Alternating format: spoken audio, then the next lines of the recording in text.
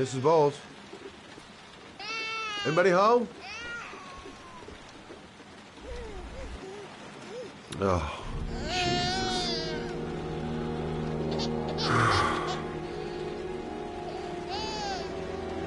Wait a minute.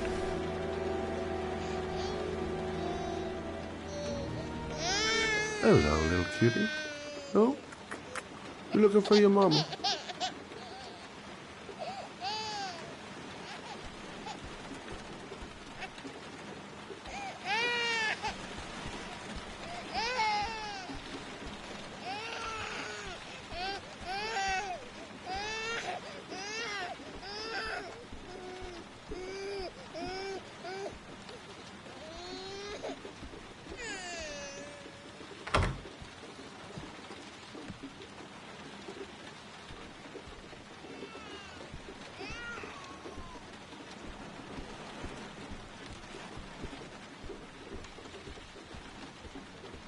Mrs. Bowles?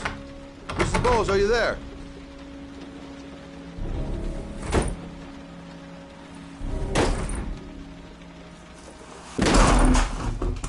Oh, shit.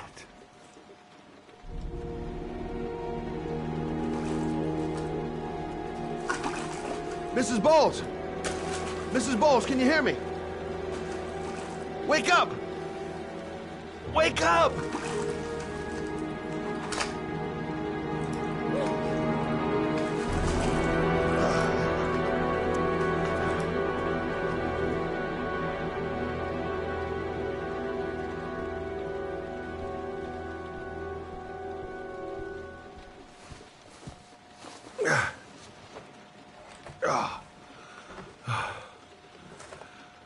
I'm gonna call an ambulance. No, I don't want to go to the hospital. Please.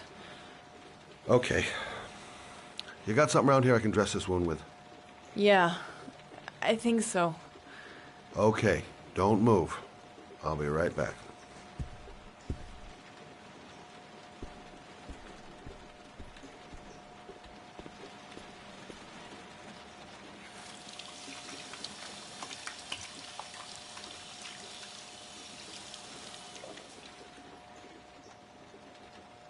Let's see. I need this, and this, and this.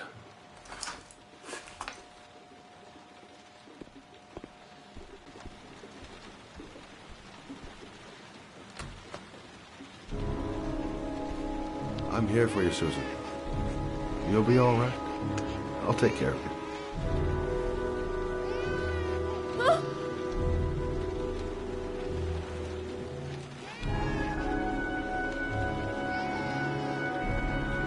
Stay with me, Susan. Susan, do you hear me? Susan, stay with me. Can you hear me? Stay with me. Okay, come on.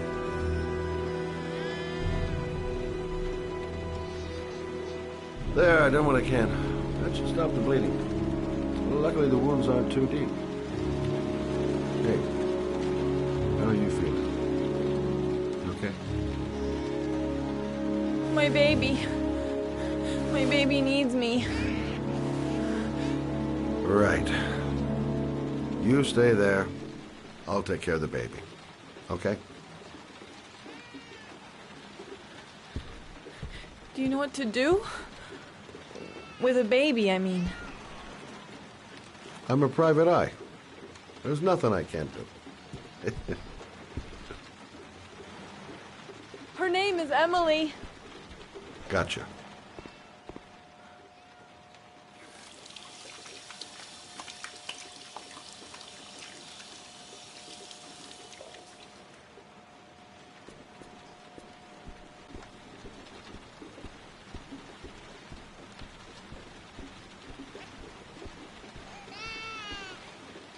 Hi there, Emily. So, what seems to be the problem, huh? Oh! Going by the smell, I got a pretty good idea.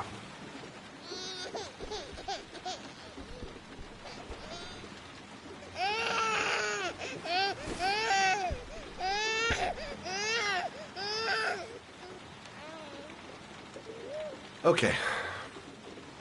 How do you do this again? Hmm?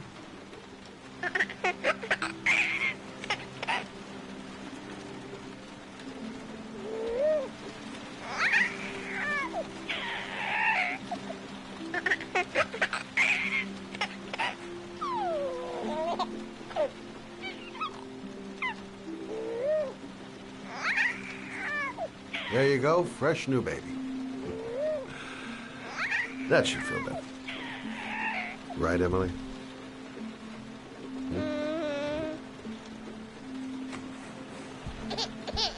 Hey, what's the matter? I thought we solved the problem.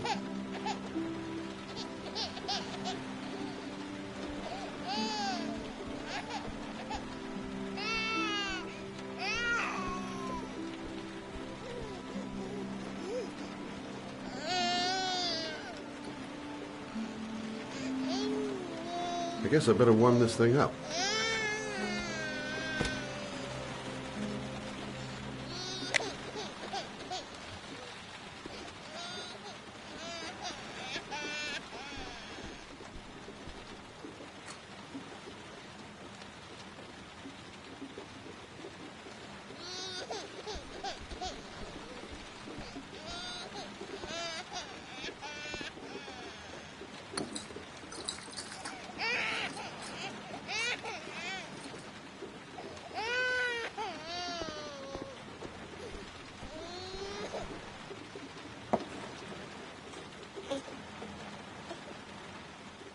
Oh, Emily, are you hungry? Huh? You hold on. I'll just tilt this bottle a little bit so you don't choke. Okay, I'm sorry. I'll do better this time. I promise.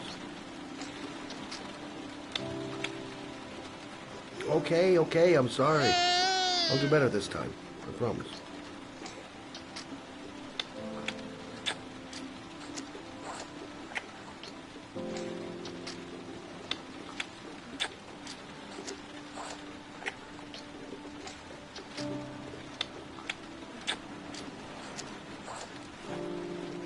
Are you getting it? You're not getting it. Oh, how do you tilt this thing? Are you getting it? You're not getting it. Oh, how do you tilt this thing?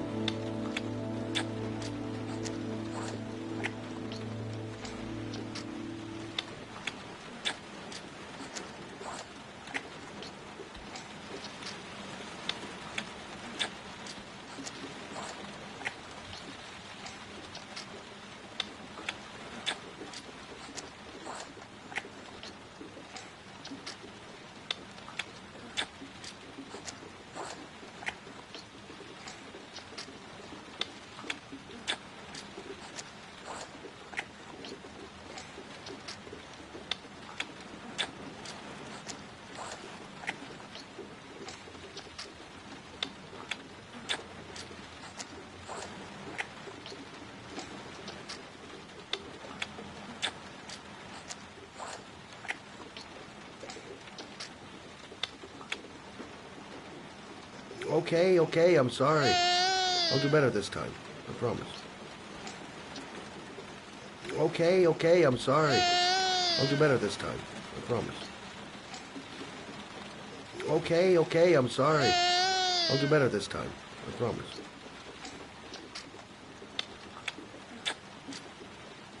Are you getting it? You're not getting it. Oh, how do you tilt this thing?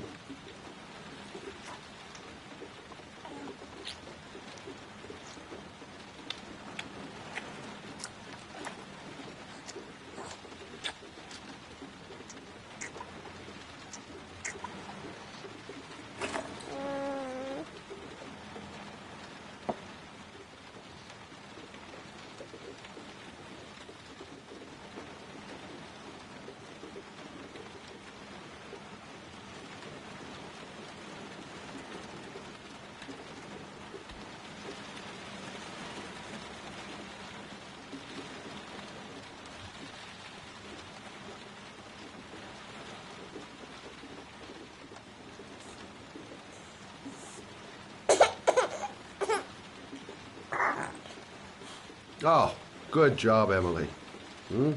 You're feeling good now, right? Now, I'm gonna rock you very gently so you can have a nice little snooze. Okay? All right.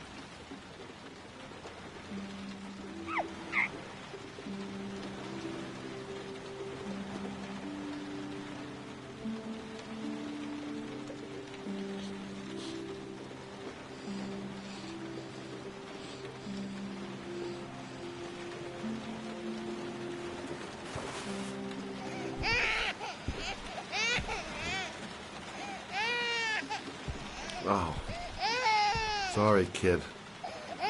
You're not done rocking, right?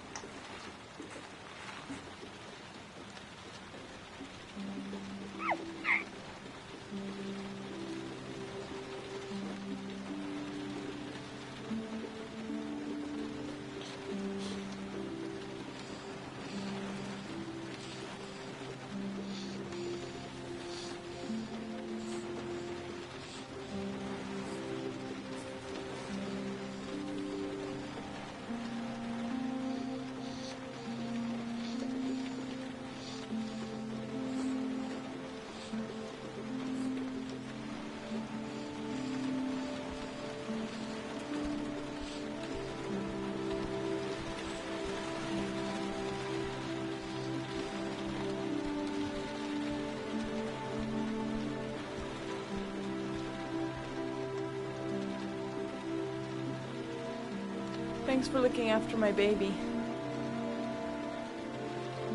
I didn't want to leave her. I just couldn't cope anymore. Just not having Jeremy around. He was such a good boy. Can't understand why anyone would want to hurt him.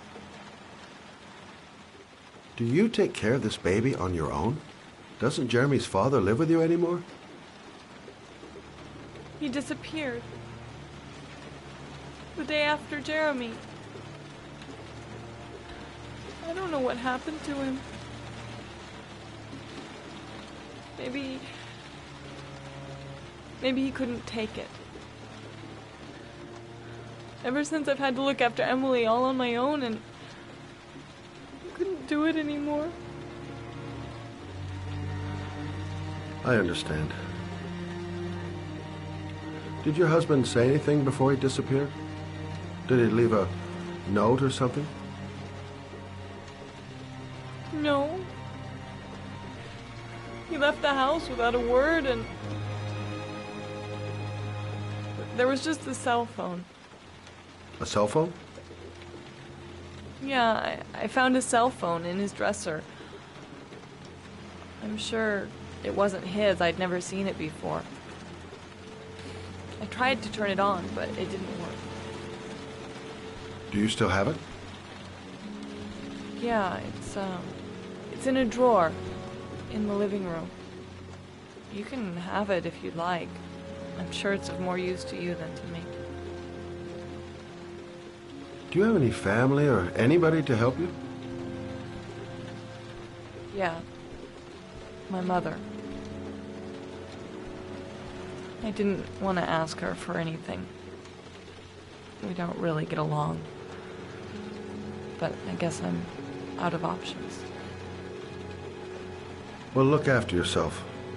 And Emily. I will. I promise.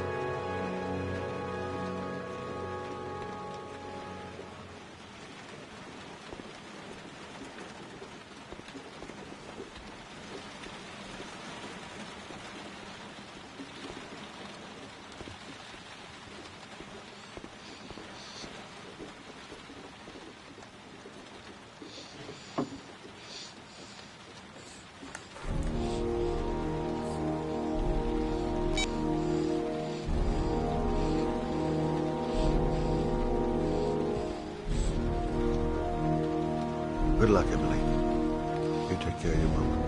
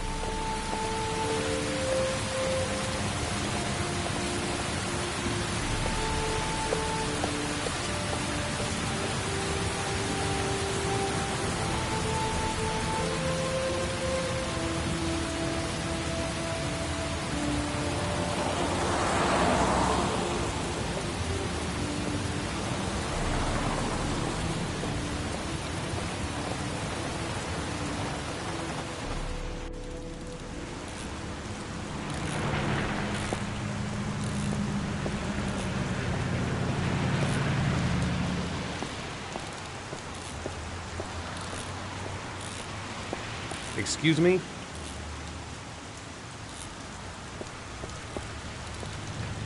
Hey!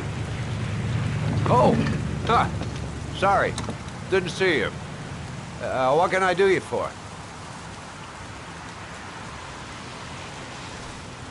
I'd like to get... my car.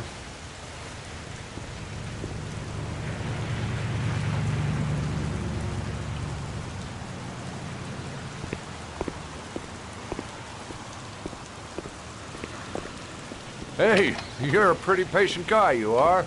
That car's been there for 2 years. We took it out for a drive every month and checked the tires and batteries, just like you said. Here, it's the 3rd floor down. The service elevator is at the far end of the garage. Now, you have yourself a good one, Chief.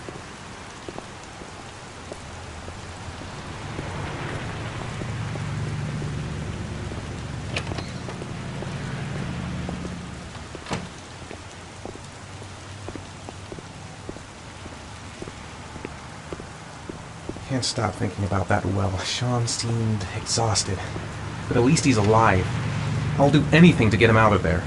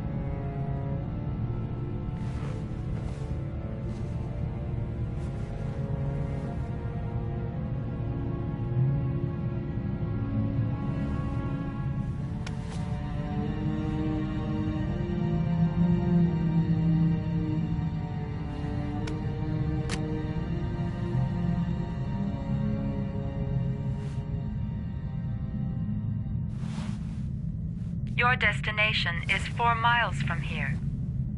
Leave the parking lot and take the first right.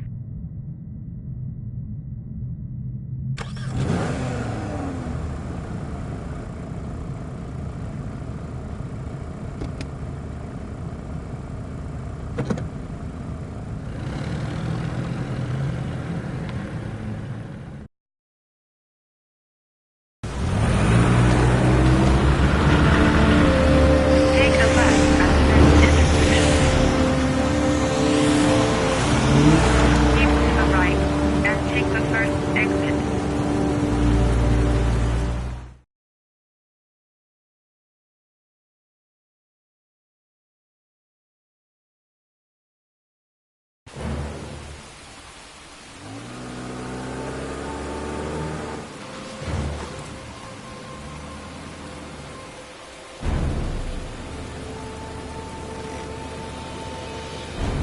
You have reached your destination. Are you ready to show your courage in order to save your son? Listen carefully. Take the highway and drive against the traffic for 5 miles. If you haven't reached your destination in 5 minutes, you will have failed. If I succeed, I'll get more letters for the hangman. It's my only need. No turning back now.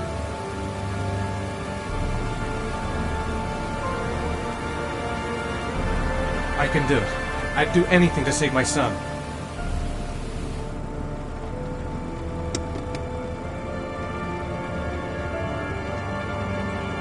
a lot of good it'll do Sean if I kill myself on this highway. Go the wrong way on the highway for 5 miles? Am I willing to take that risk in order to save my son? I've got to do it, for Sean's sake. I have no choice.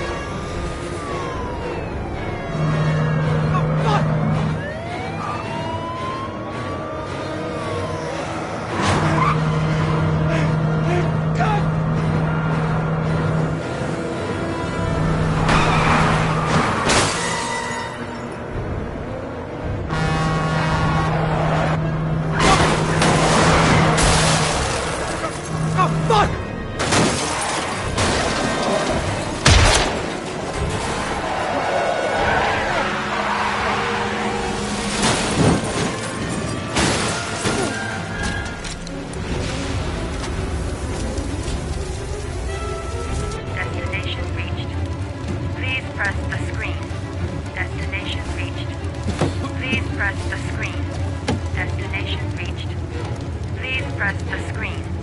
Destination reached. Your reward is in the glove compartment. The key is inside the GPS. Your reward is in the glove compartment. The key is inside the GPS. Your reward is in the glove compartment.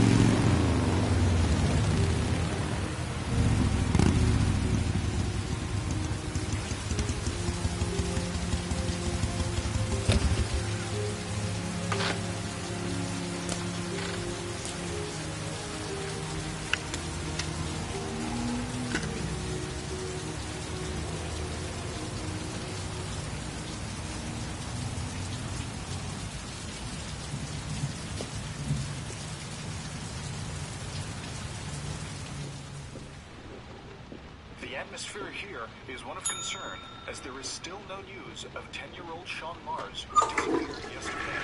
A recent report indicates that the police are now treating this as another kidnapping by the origami killer.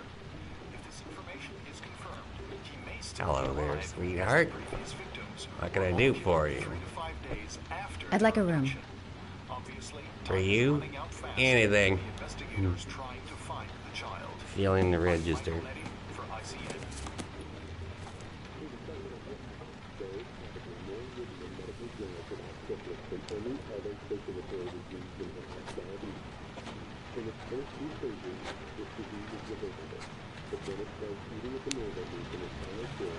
Madison, page 27, single. How long will you be staying with us, Ms. Page? I don't know yet. Room 201. Last floor, stairs on the right, in the courtyard. Thanks. The pleasure was all mine. That's for sure.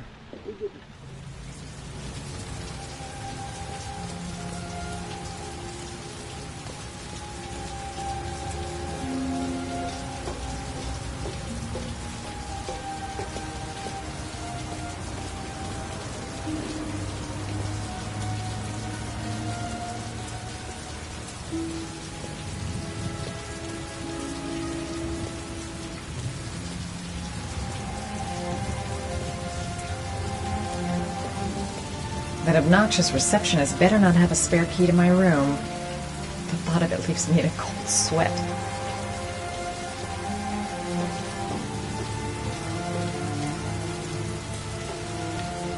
Room 201. Stairs on the right, last floor.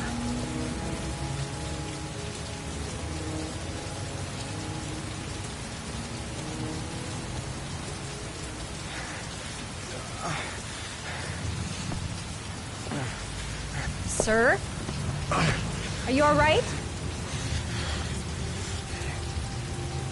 I'll call an ambulance. No ambulance.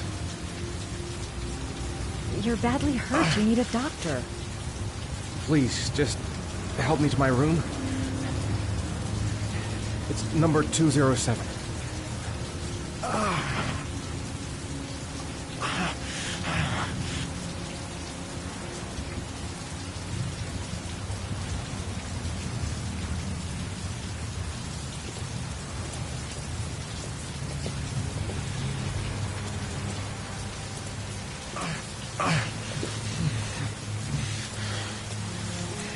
Have you got the key?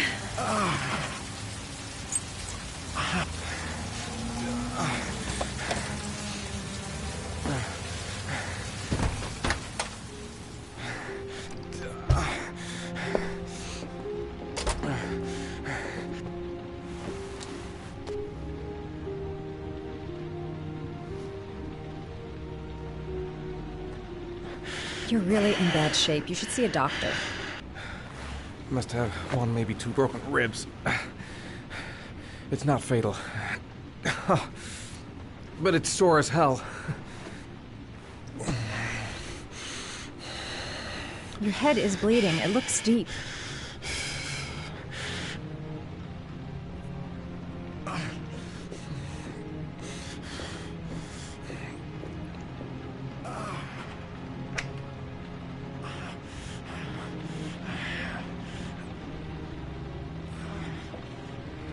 Necophren 100 antibiotics, administered to combat infection.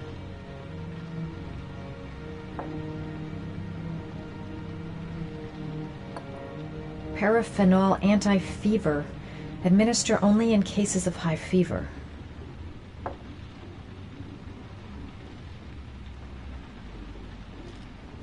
Paracetamol painkiller, administer in cases of intense pain. Do not take more than one pill every 24 hours.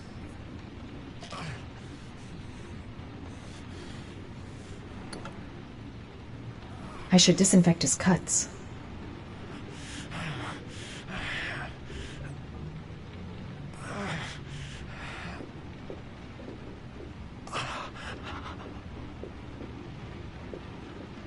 I'm going to disinfect your wound.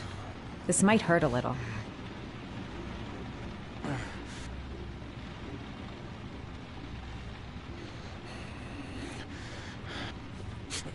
Sorry. Are you okay?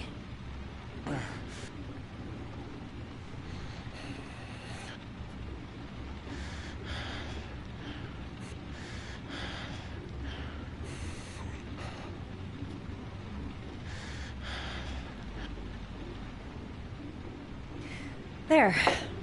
At least it won't get infected. Thanks.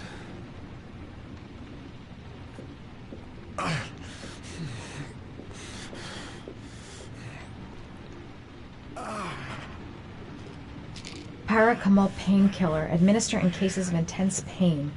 Do not take more than 1 pill every 24 hours. Here. Take this. It should do you some good. It's a painkiller. It'll help reduce the pain. It says on the box to take 1 every 24 hours. I don't think it's a good idea to exceed the dose. I can't afford to wait. I wouldn't move around for a few days if I were you. I'm gonna take a shower. All right, let me help you.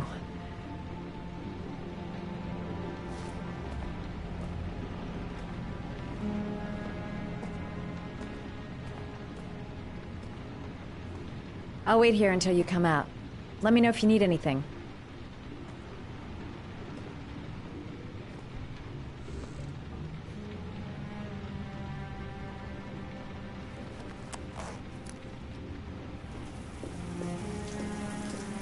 Talk to me. That way I'll know if you pass out. What's your name?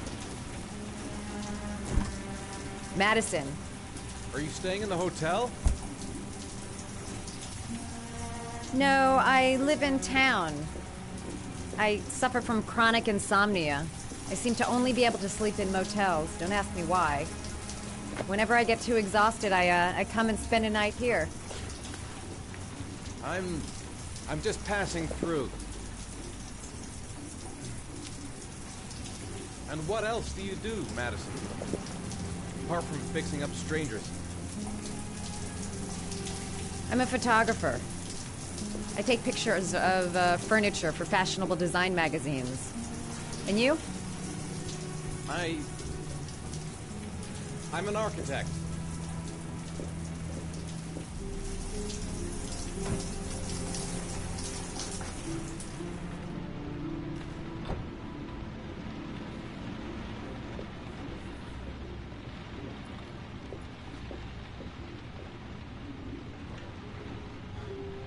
Thanks for staying. I feel a lot better now. Okay. I better get going then.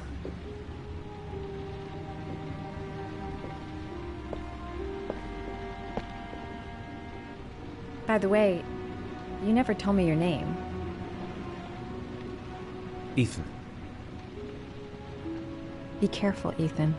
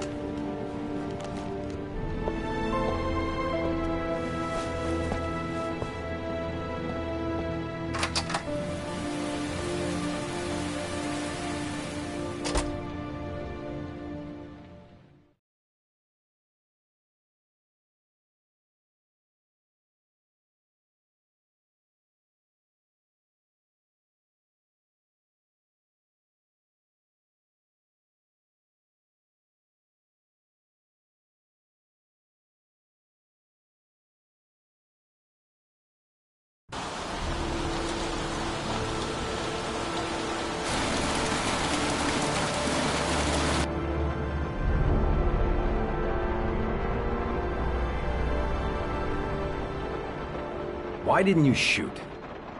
Sorry? Well, back there. Nathaniel could have had a gun. Could have killed me. Why didn't you shoot? I prefer to have all the information before I make a decision. I try to make rational choices when possible. Come on, you had a fraction of a second to react. You could have whacked me before you had time to move. Oh, I'm sorry. I thought you were a tough guy. A street cop who's been through the mill. I didn't think you'd scare so easily. Why don't you fuck off, Norman?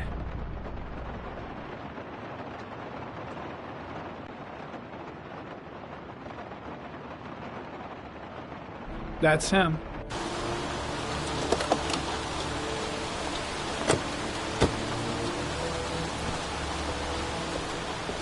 Miroslav Korda? Yeah? Lieutenant Carter Blake, I'd like to ask you some questions.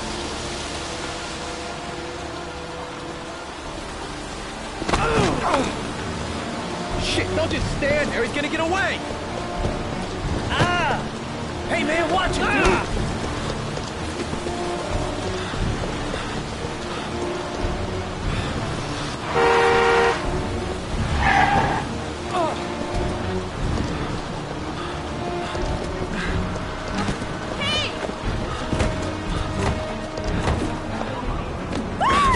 Watch it, man!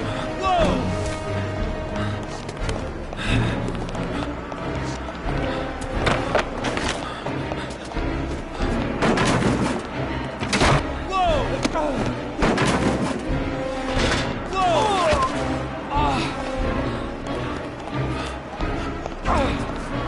Hey, man, watch it!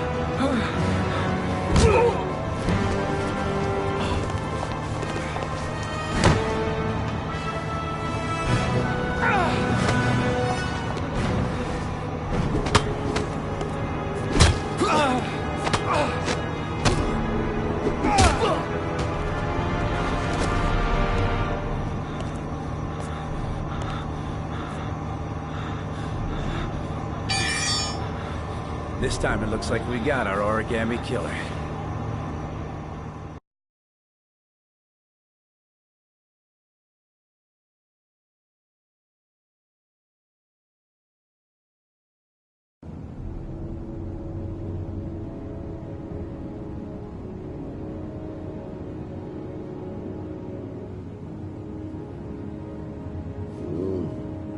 No.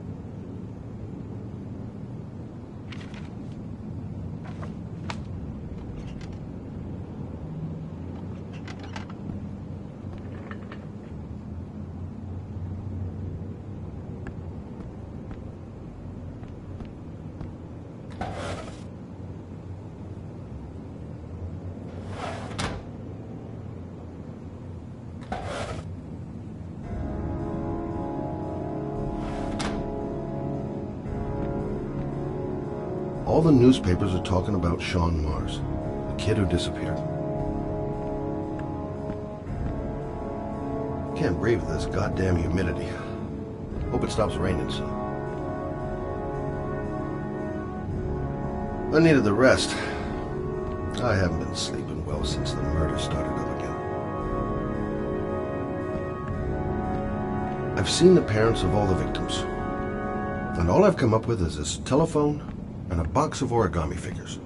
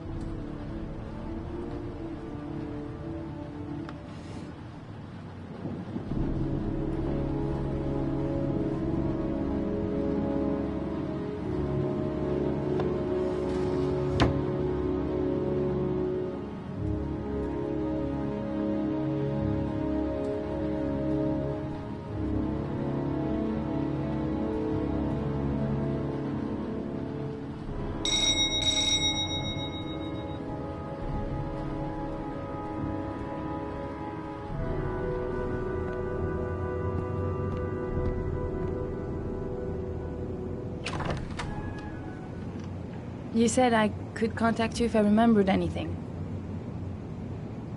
Can I come in? Sure.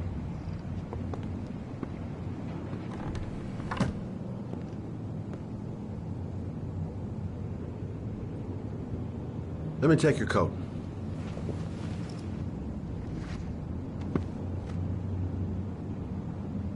Please, take a seat.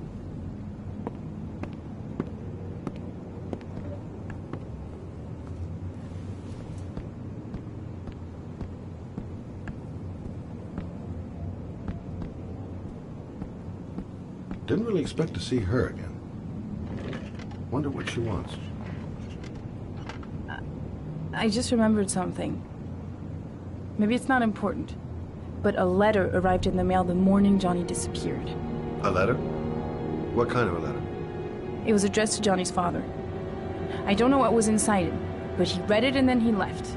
That's the last time I saw him. And you think there's a connection between that letter and Johnny's death, is that it? You remember anything else about the letter? Well, I don't know why, but I kept the envelope.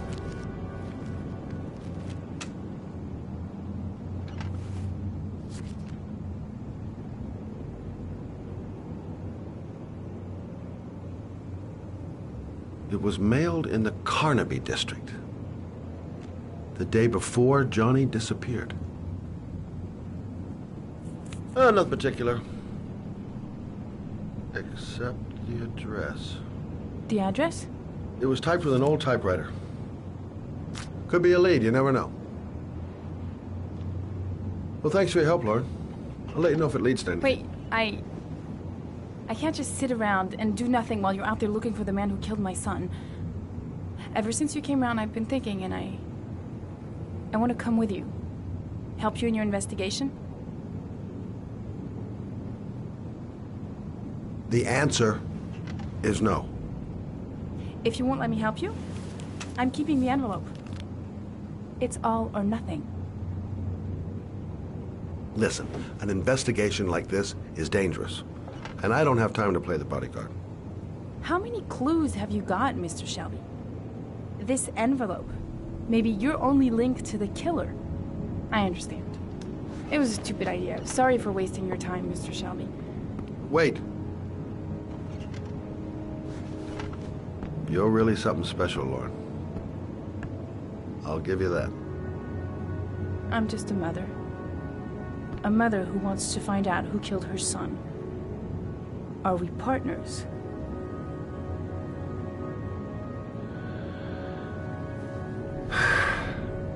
We're partners.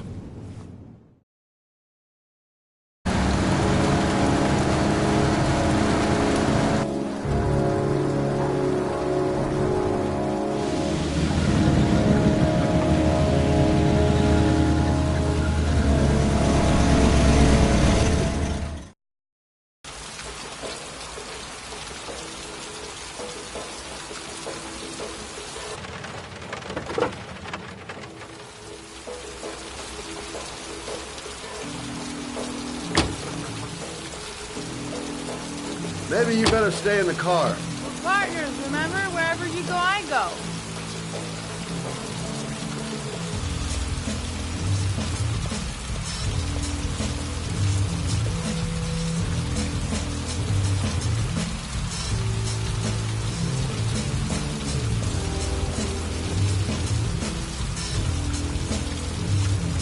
What are we doing here?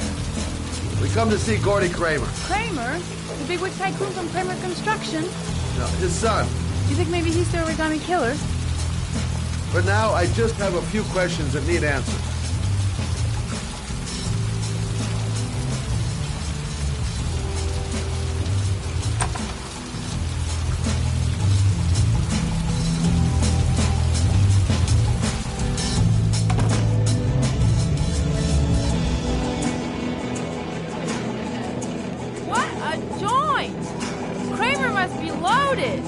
What do you think he paid for all this shiny crap? We'll discuss Kramer's decor another time. Are we gonna be here long? This place gives me the creeps. I'm gonna go find Gordy Kramer. You stay here till I come back, okay? Okay. Just let me know if you need me.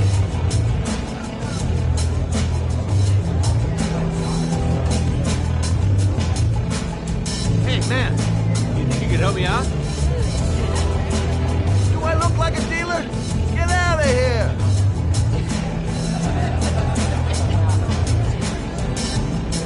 Okay, gotta find Gordy Kramer.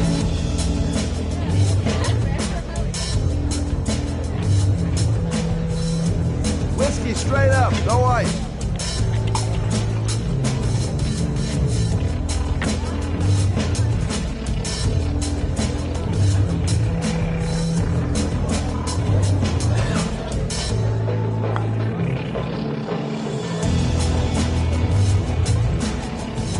Booze, babes, and coke. Gordy Kramer seems to be quite the party animal. Finding someone who isn't smashed or doped up to the gills would be a miracle. And I need one right now.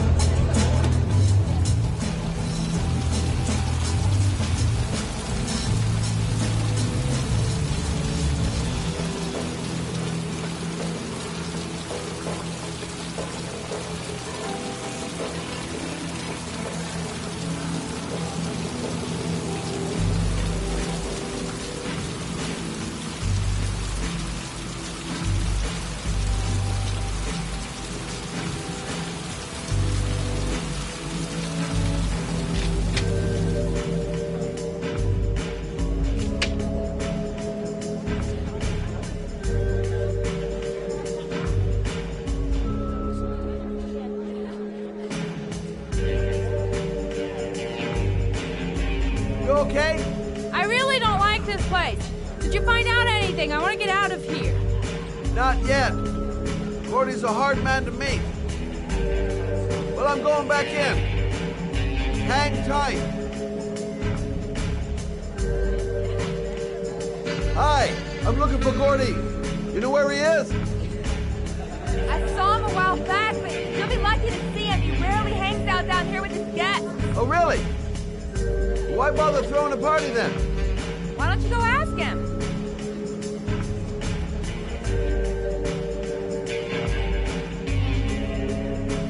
Hi, I'd like to see Gordy. Gordy isn't seeing anyone. Beat it.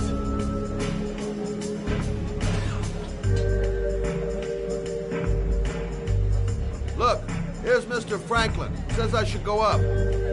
You talk so crazy if I shove that wallet down your throat? Beat it! I ain't for sale. If I want to see Gordy Kramer, I'm gonna have to go about it some other way.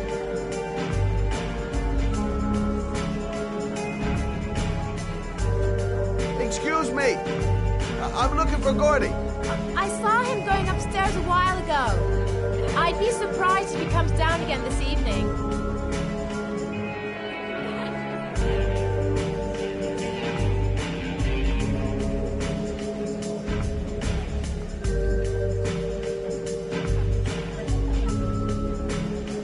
So, did you find Gordy? He's upstairs. He's got two goons blocking the way. Do you want me to handle them? Hey, what are you gonna do? Knock him out with a pair of high heels? Leave it to me! Just be ready to go as soon as they leave the stairs.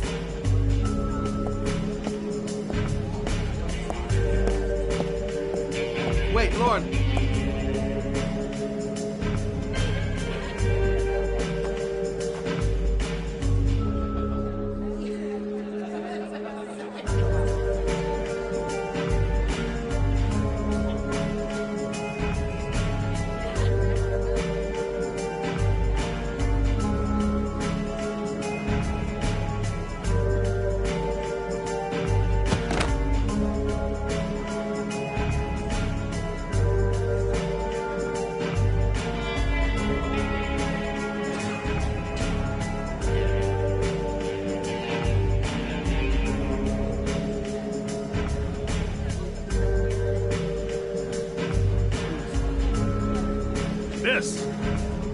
Miss, are you all right? Shit. Another one's gonna OD on the dance floor.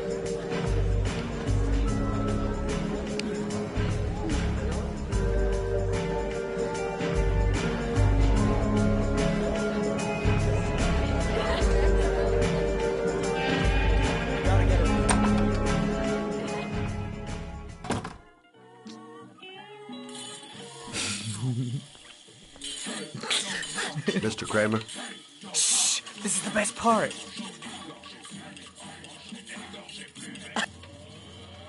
My name is Scott Shelby. I'm a private detective. I'm investigating the case of the origami killer. I'd like to ask you a few questions.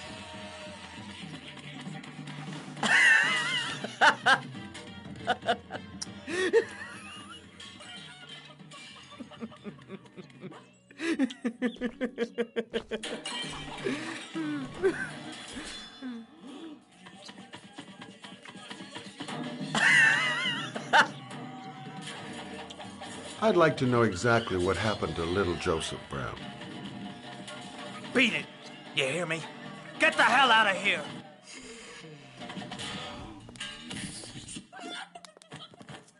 What do you want?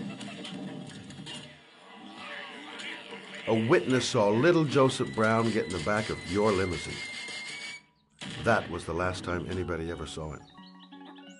Now, I know you've been arrested and interrogated until your father made a little phone call and the file was closed. I'd like to hear your version of the facts. The kid was lost. I just offered to drive him home. The police arrived, I explained the misunderstanding, and I was released. End of story. Nothing to get excited about, right?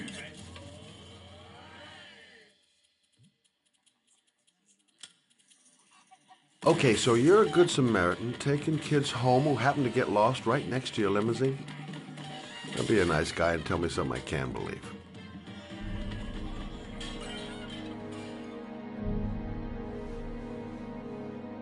Very well. I'm the origami killer. I get my victims into my car. I drown them in rainwater. Then I dump them on a wasteland with an origami figure in one hand and an orchid on their chest.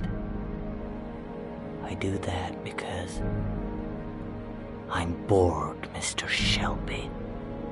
And it's a creative and entertaining way of having fun. Is that good enough for you? Or do you want more? This interview is over. Get rid of this clown!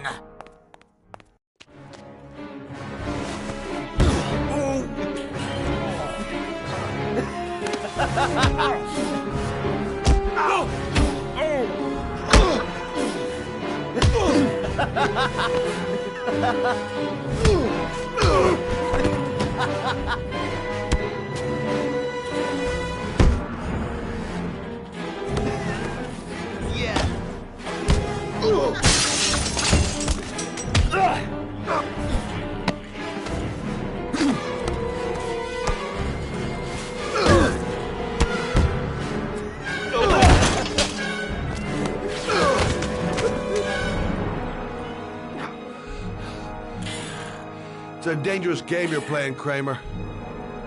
Do you know who my father is? He only has to lift one finger and you won't wake up tomorrow morning. You're the one that should be afraid, Mr. Shelby, not me.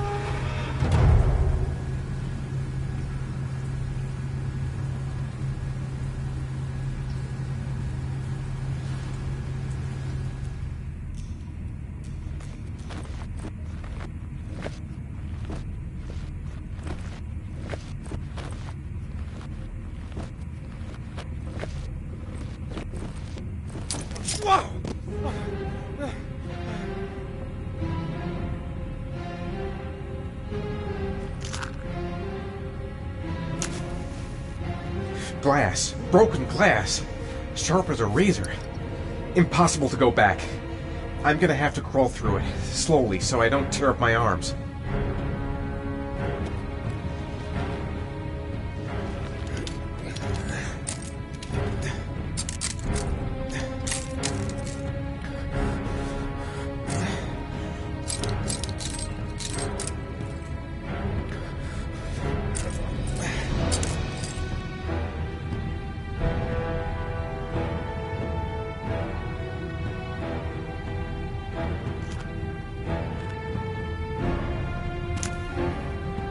The match flame. It indicates where the fresh air comes from. All I have to do is follow the wind.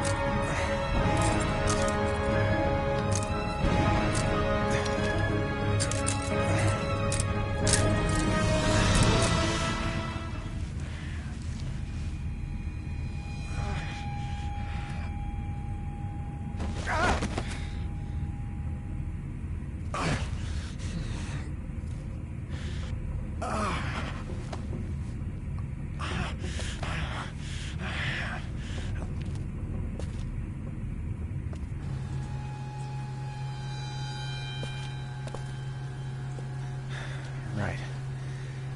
I guess I don't really have any choice.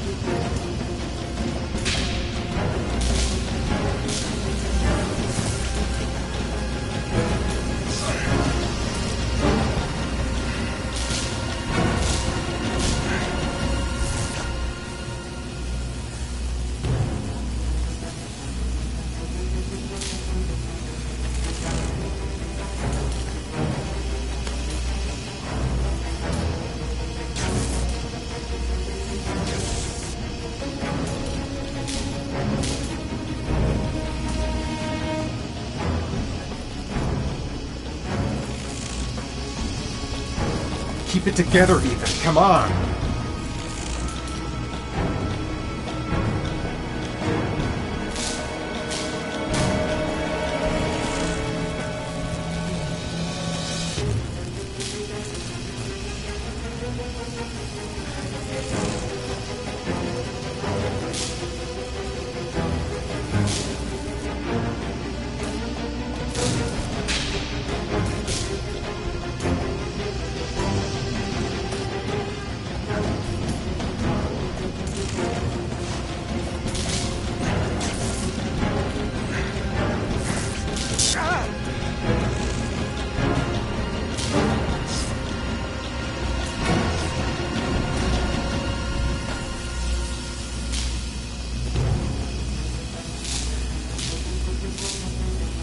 Better have a good look at each one of those condensers. If I choose the right route, I'll have a better chance of coming through this in one piece.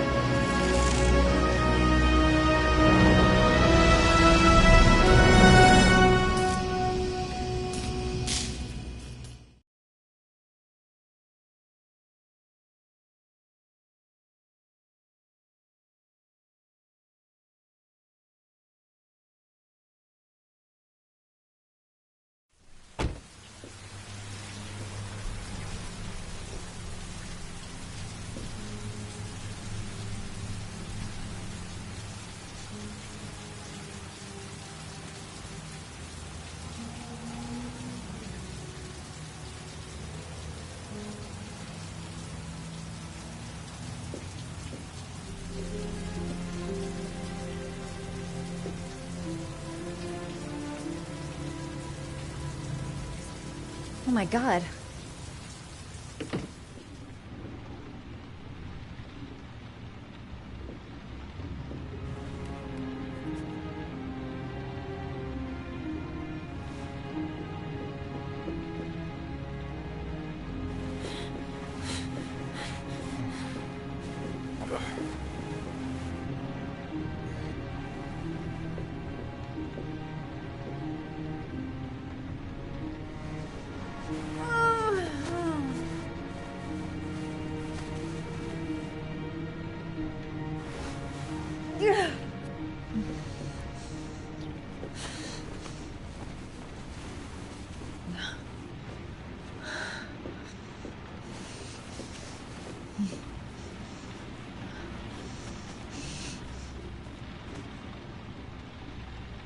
Ethan. Ethan, can you hear me?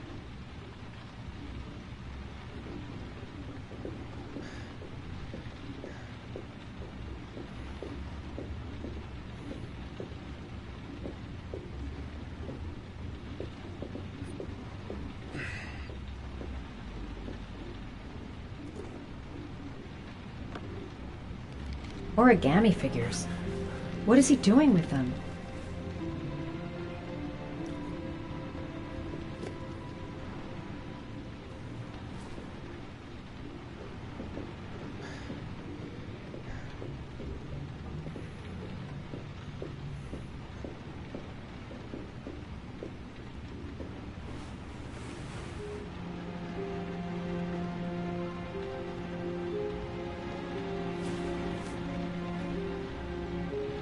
You've got a hell of a fever.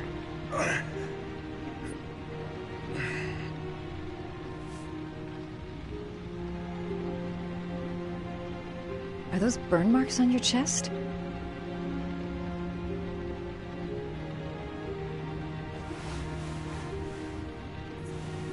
I'm gonna have to get your clothes off to disinfect those wounds.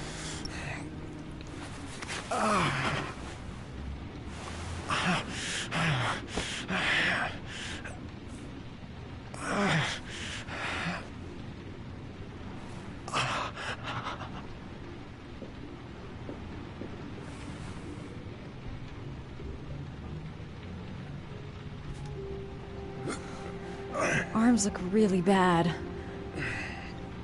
I need to disinfect your wounds.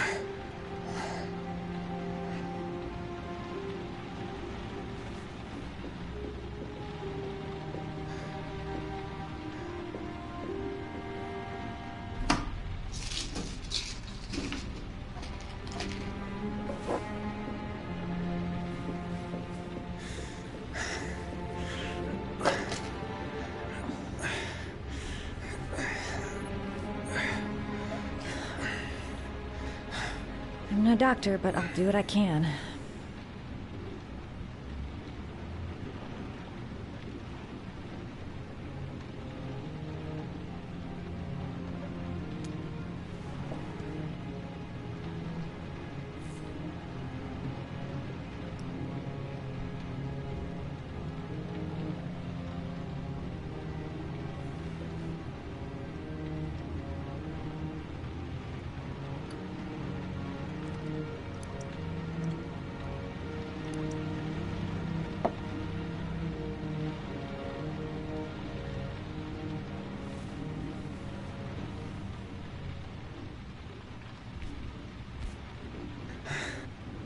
Ah!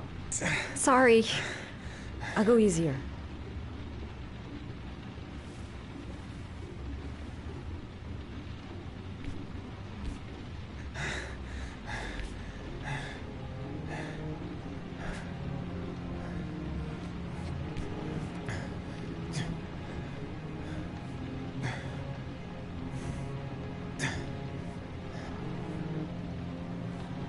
Your wounds are disinfected.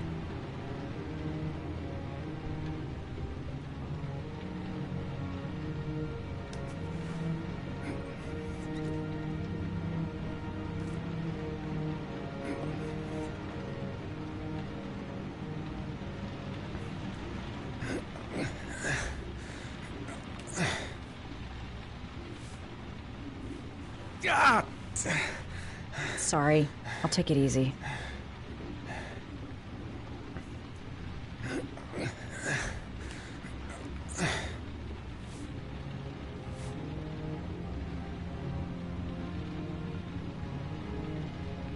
That should ease the pain.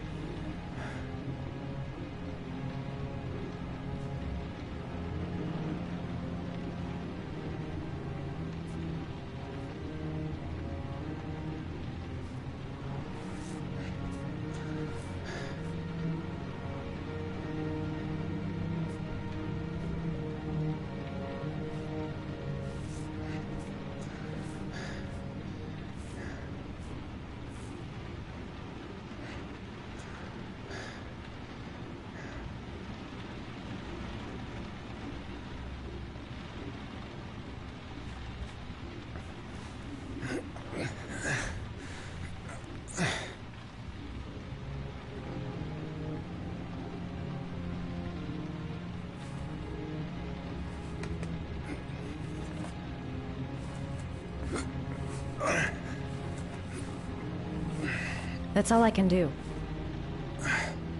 How do you feel? Ethan? He's unconscious. Now I'll just have to wait. And hope he wakes up.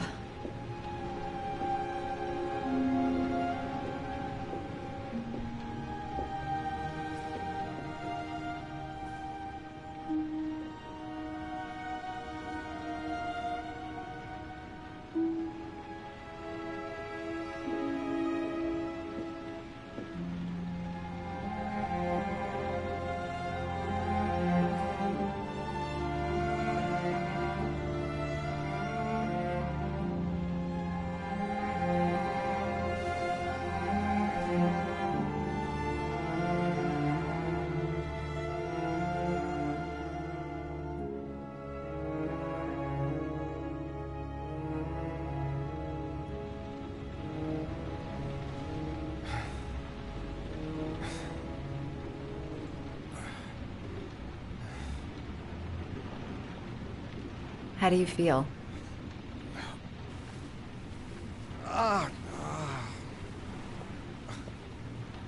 I've been better. Was I out for long? About 3 hours. Why the guardian angel act? You don't even know me.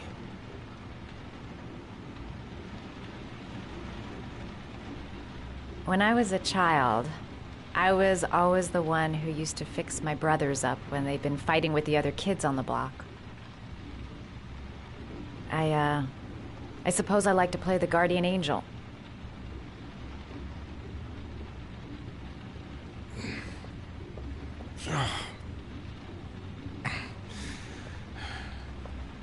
You said you were here because you're an insomniac?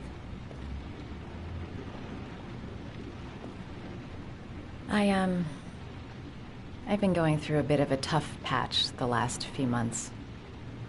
It's the kind of stuff you prefer to forget. I do what I can to live with it, but, it's not easy.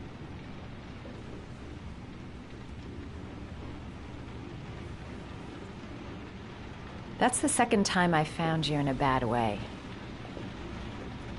You always seem to be running for your life. What's happening, Ethan? You mixed up with the mafia? Owe someone money? Something like that?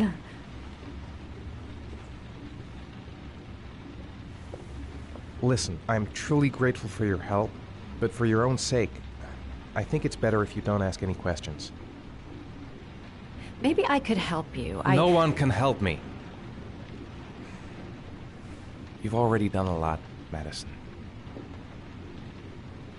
Right. I'm gonna go. Take care.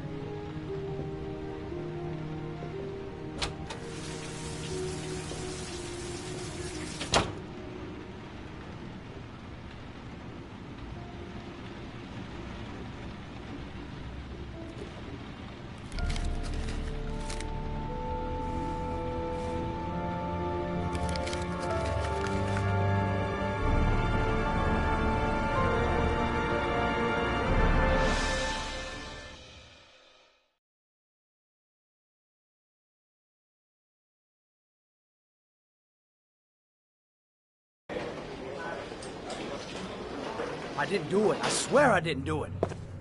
I've got nothing to do with that business. I never killed nobody. Oh, no? Then why did you run away when they came to question you? I already told you I forgot to report to my parole officer. I didn't want to go back to prison. When I saw the cops, I just bolted. I wasn't thinking straight. We checked out his statement. He has an alibi for at least 3 of the murders. Fuck, that bastard was a perfect fit. Shit!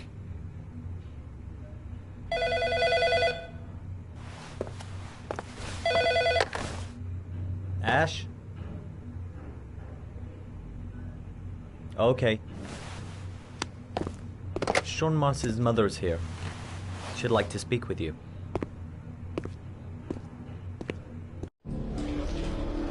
It was a few months back. The middle of the night. It was pouring down. Ethan came home completely drenched at about 3. I asked him where he'd been. He spoke about drowning, the rain. He didn't make any sense. There was something in his eyes. As if it wasn't really him. There may be no connection, but the next day there was that announcement about another victim of the origami killer. Find my son. I'm begging you.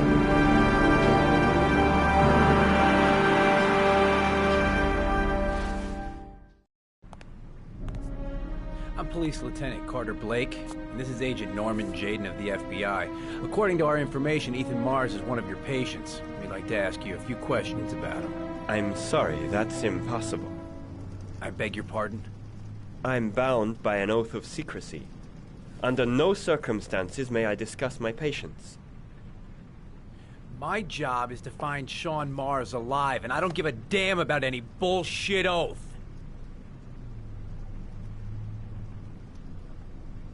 It's your duty to inform the police if you suspect one of your patients, Doctor. I'm sorry, I can't help you. And now I must ask you to leave.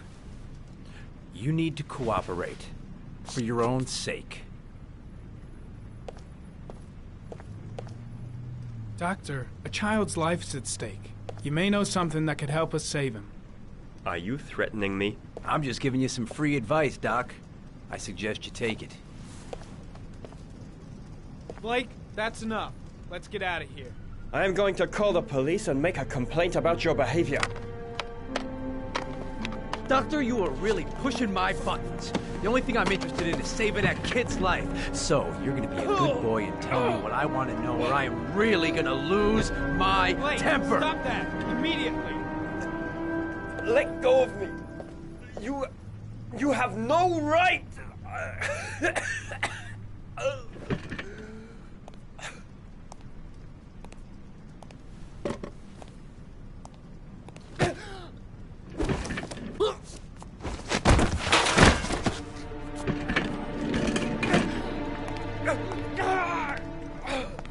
Come on, Doc. There's an easy way and a hard way. It's your fucking choice. You have no right to hit him. I'm saving a kid's life for Christ's sake. If you don't like it, leave. Oh! What's up with you, Norm? Huh? You getting cold feet? You don't like to get your hands dirty, huh? I thought you wanted to save that kid. I want to save Sean Mars just as much as you do, but that doesn't give me the freedom to do what the hell I like, so you're gonna stop this shit right now!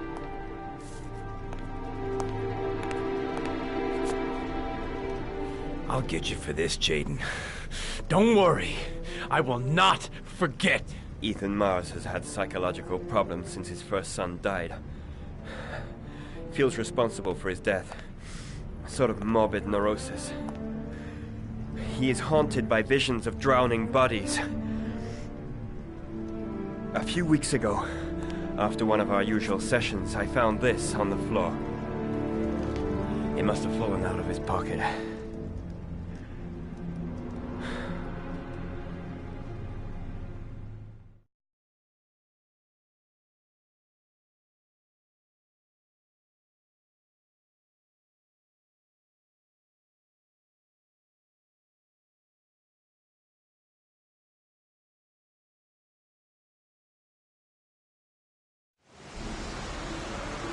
Ash, I want you to assign every available man to finding Ethan Mars. I want a man outside his place day and night. Notify all agencies to start looking for him. I want you to keep an eye on the train stations, the airports, the bus terminals. I want every cop in the city on his ass, so that if he moves, we know about it. Yes, Ethan Mars is the origami killer.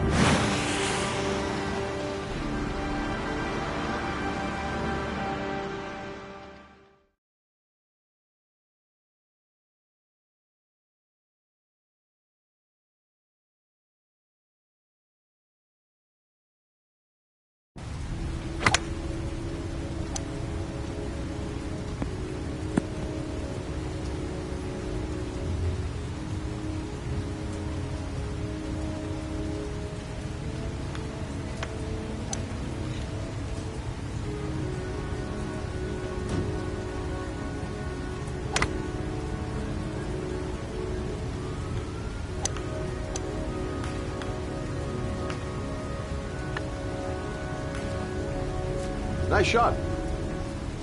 Thank you. Please come in, Mr. Shelby. Would you care for a coffee? Oh, no thanks. Do you play? I tried once, but I think the owner of the course is still looking for me. It's an interesting sport. It requires strength, but also a cool head and absolute precision. Would you care to hit a few balls with me? There's no danger of damaging the greens here. Okay. Take off your jacket and grab a club.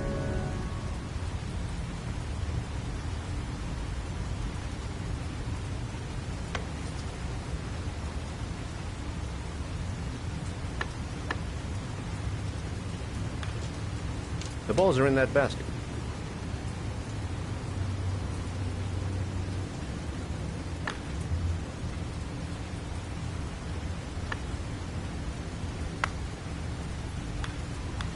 The most important thing is to grip the club correctly.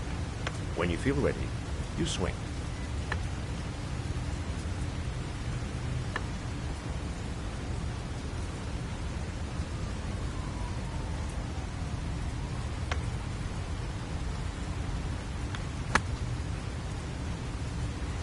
Well, it's only your first ball. You should try to strike it a little harder next time.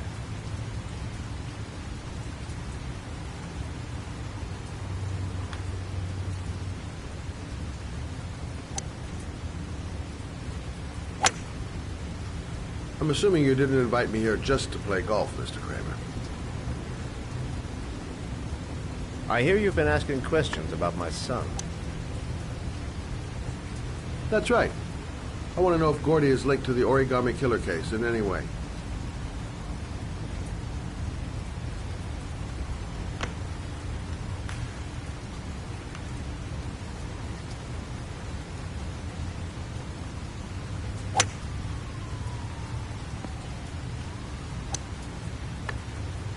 My son had nothing to do with that sordid case. Well, then he has nothing to fear from my investigation.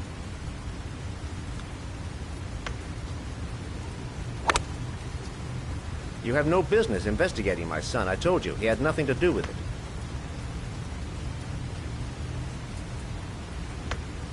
With all due respect, Mr. Kramer, it's up to me to decide who I want to investigate.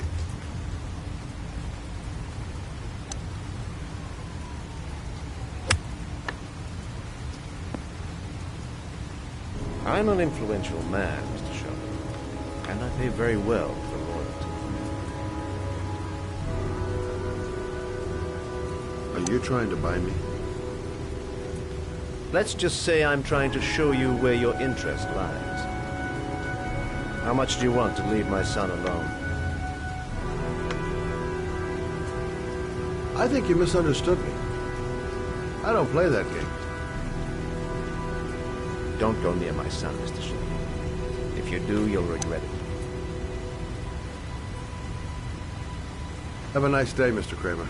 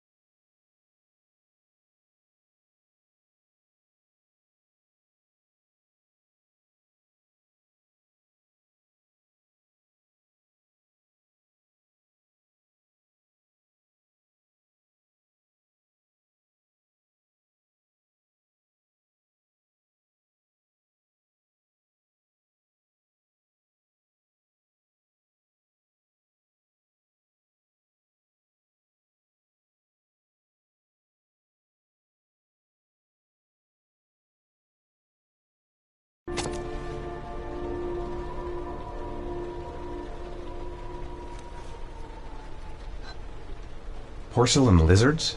They look new. Out of place with the rest of this old beat-up stuff.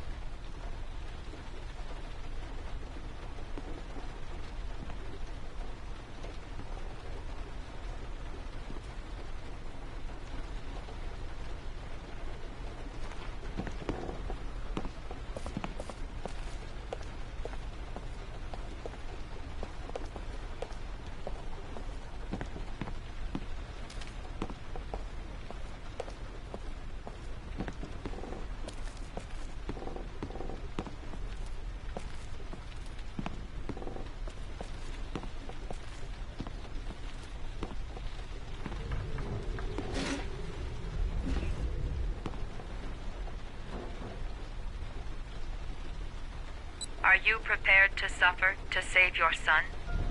You have 5 minutes to cut off the last section of one of your fingers in front of the camera. If you succeed, you will get your reward.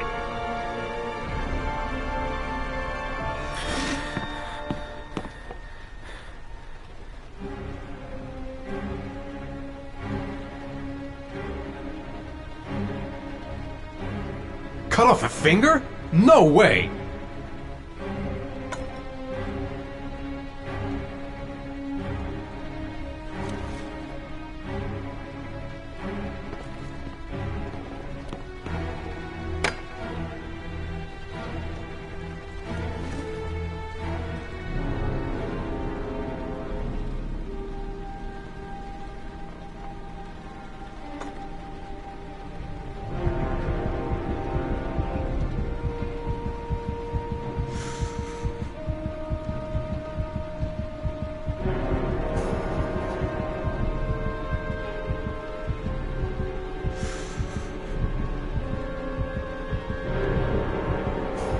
You have 4 minutes and 30 seconds left.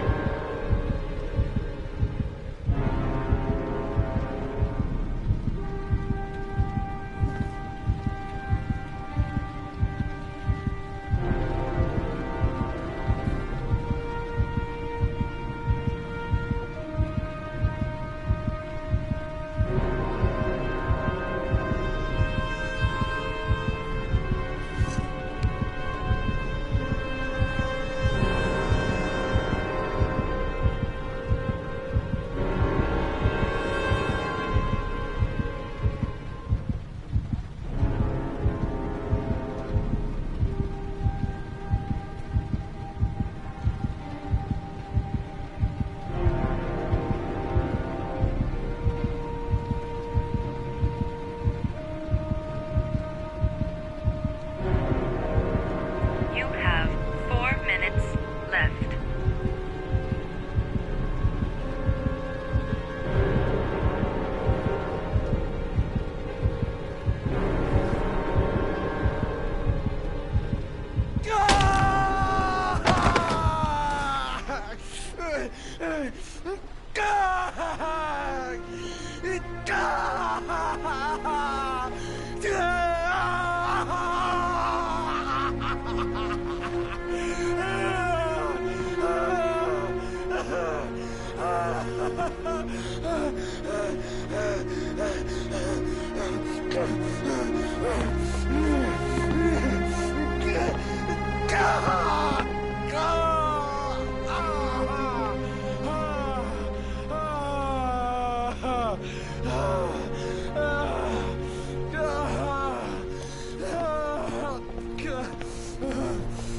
front desk.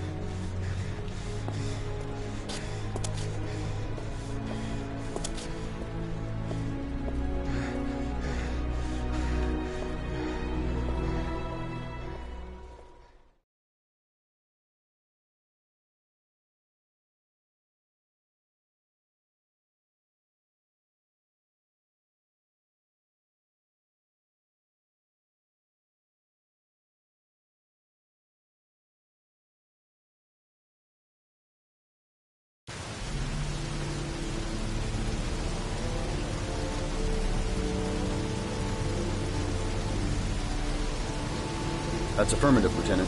We're in position. Perfect. Nobody moves until I give this signal. Is that clear? We nail him as soon as he sets foot outside. Right, Lieutenant. Lucky that patrol spotted his car. What's he doing in there? Beats me. You're the profiler, right? I thought you were supposed to be right inside the killer's head. Well, that's just it. What I know of Ethan Mars doesn't match the killer's psychological profile. I know what the jury's gonna choose between your theories and concrete proof.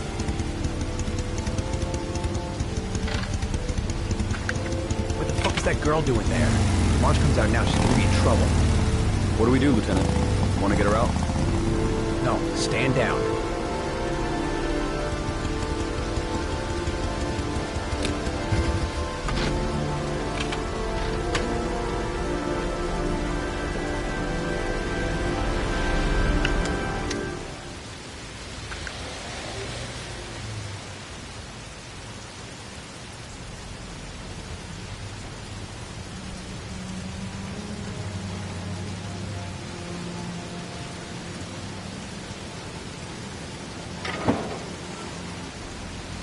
Going inside.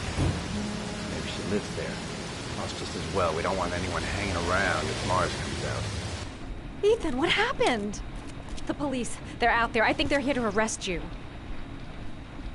We've got to find another way out. Shit. What's he up to in there? Wait for a go on my word. You can't get out that way.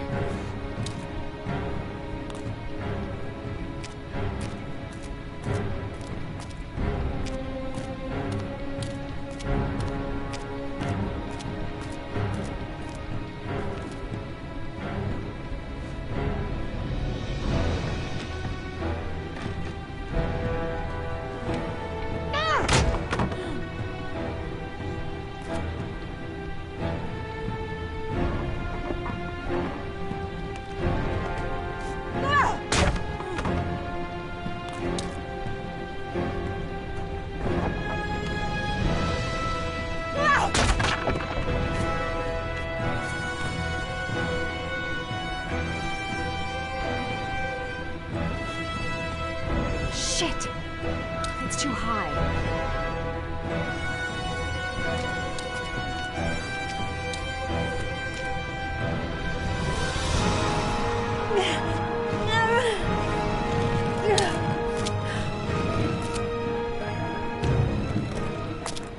Ready on my go. Stay here, Jaden. Out of the question. I'm coming with you. 2 men at the door, hold your positions. It's a go.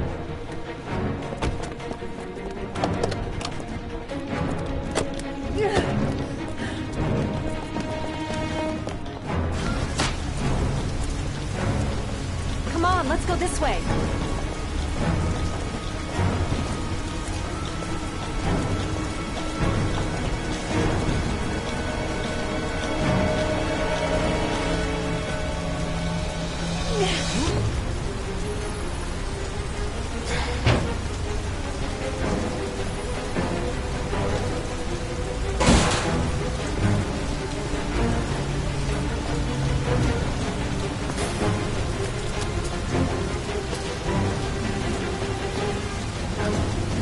Hey, you, don't move! I'll shoot! Come on, quick! I can't. Hands in the air! Lieutenant, there's a man and a woman exiting the alley. Woman? Shit! It's that girl who went in! Everybody downstairs! They're in the alley! Follow them! The subway.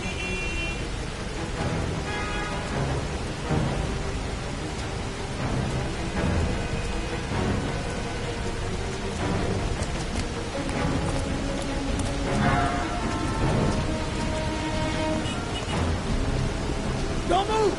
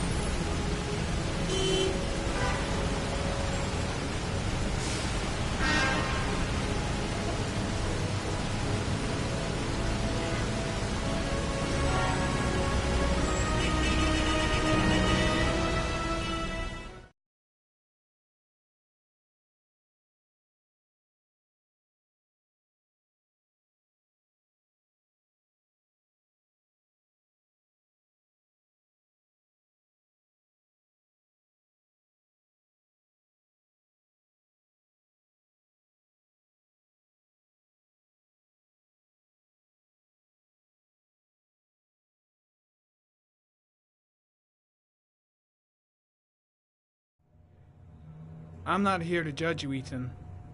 I'm trying to save the life of your son. We still have time, but it's running out. Help me, Ethan. Tell me what you know.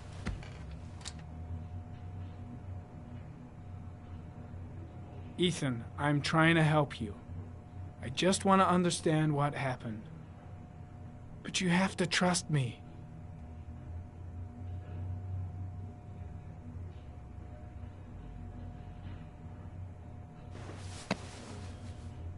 You've lost, Ethan. What will you gain with one more victim? Huh?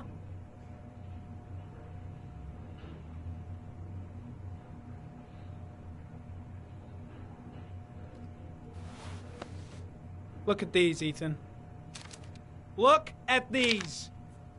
8 photographs. 8 lives taken. Drowned in the goddamn rain.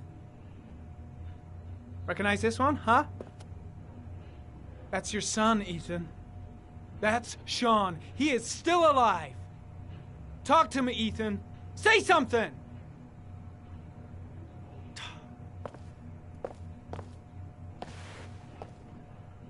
I kidnapped my son.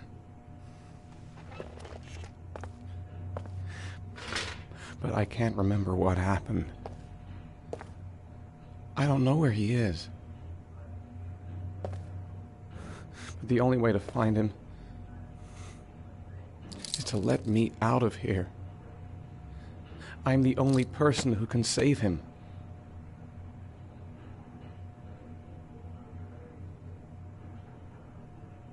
You say you can save him, but you don't know where he is. It doesn't make sense, Ethan. I love my son. I love my son. If you keep me here, Sean is going to die.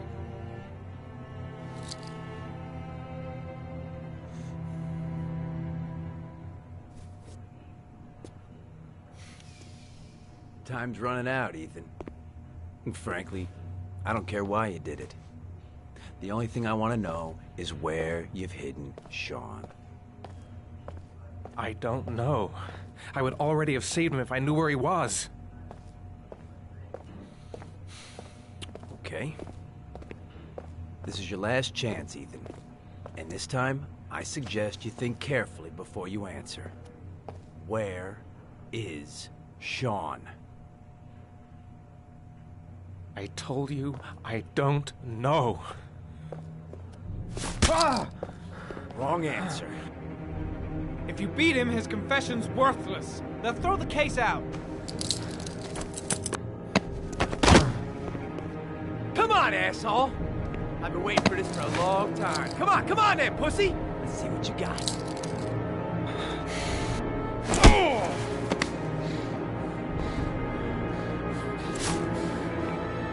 Wanna play games, asshole?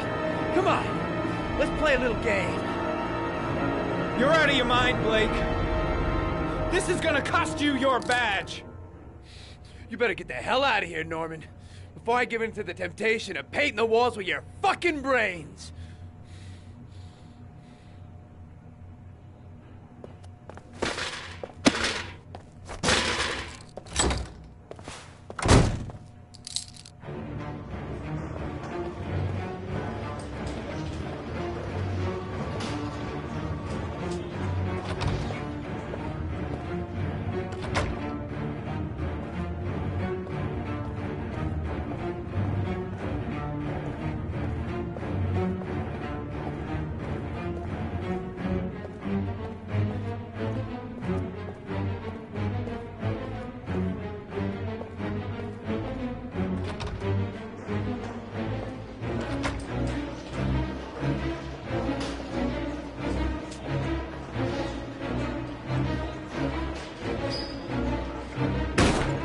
Blake is trying to beat a confession out of Ethan Mars. You've got to do something! Which is more important, Norman?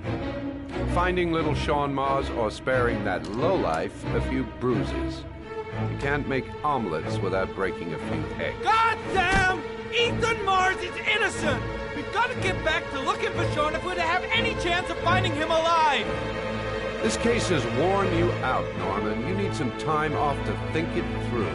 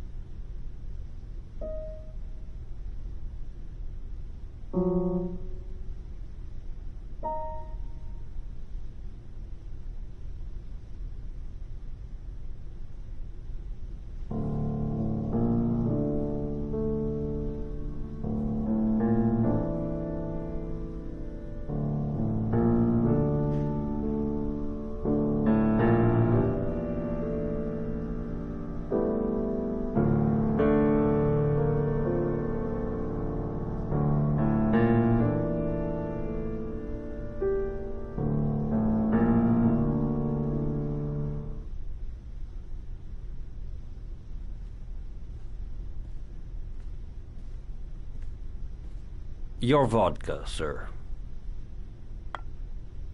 Thanks. You look preoccupied, if you don't mind my saying so. Problems with the investigation? Blake is convinced that Mars is the killer. Not you. I thought there was some evidence to that effect. That's true. But it just doesn't make sense. His psychological profile doesn't fit. Neither does the geolocalization. I can't see this father drowning 8 victims before kidnapping his own kid. Mars is not the origami killer. I'd stake my life on it. Then who is? I haven't the faintest fucking idea. Maybe you should review the evidence in your possession. That's just what I was thinking of doing. Oh, one last thing, sir. You should be careful not to overindulge in you-know-what. It can be dangerous. Very dangerous. I'm trying to keep a handle on it, but that's difficult. It gets more and more difficult. It'll end up killing you if you're not careful. That would be most unfortunate, sir.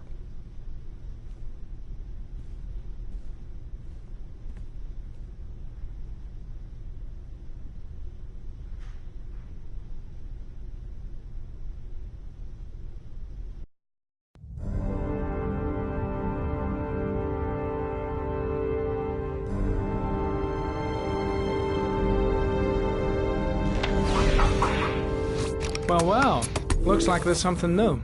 The video recording from near the park on the afternoon Sean Mars disappeared. I doubt there's anything on it, but you never know.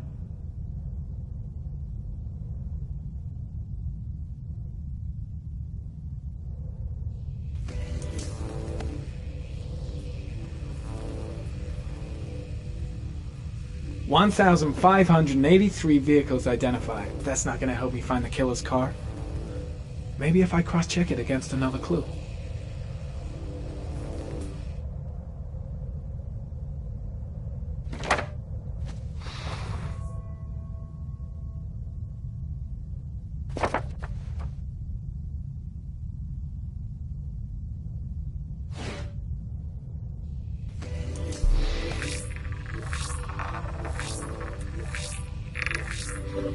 The killer's car is probably a Chevrolet Malibu 83.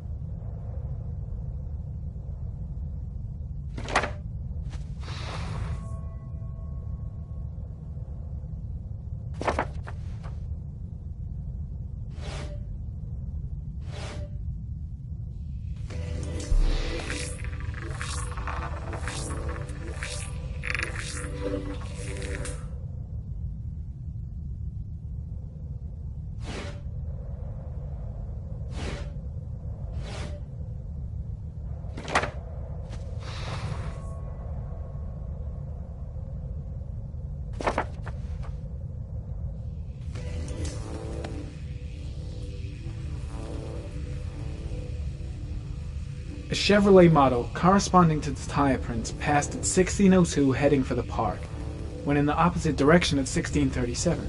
That could fit the time that Sean Mars disappeared. Could it be the killer's car?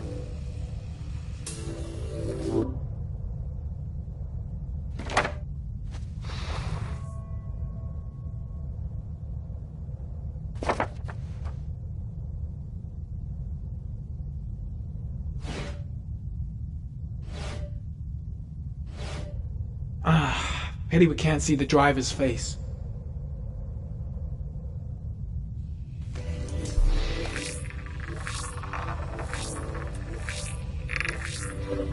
The car was stolen.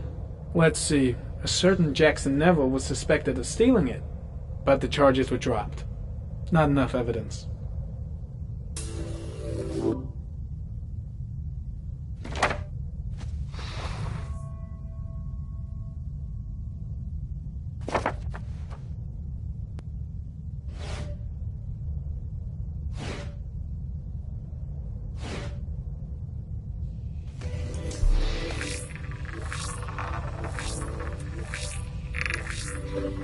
Jackson Neville, aka Mad Jack, involved in several cases of buying and selling stolen vehicles.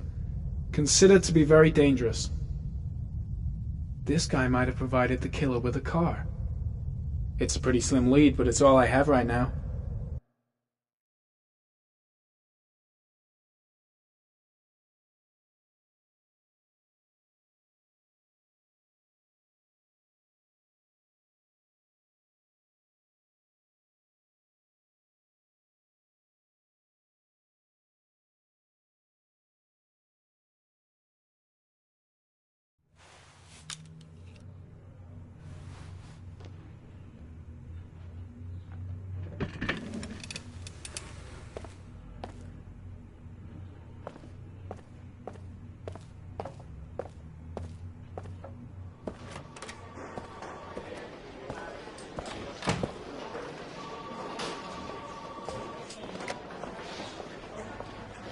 Did Mars confess?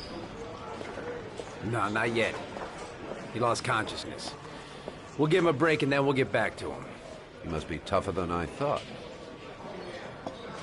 Tough or not, he'll crack. They all do. In any case, congratulations, Lieutenant. You've done a fine job. I've called a press conference. Gonna kick off in 1 hour.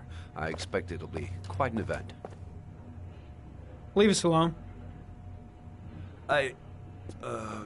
Lieutenant Blake said to... Please, leave us alone. Right, I'll be at the door if you need anything.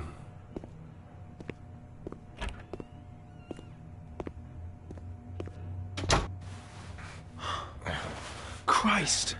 Are you all right, Ethan?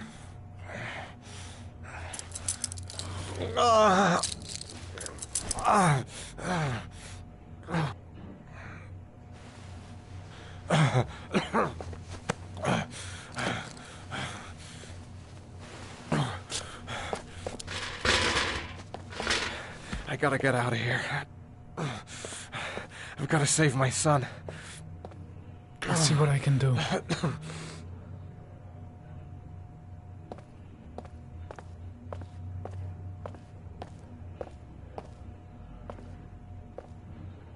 I'm gonna find a way to get you out of here, Ethan. Stay put. I'll be back.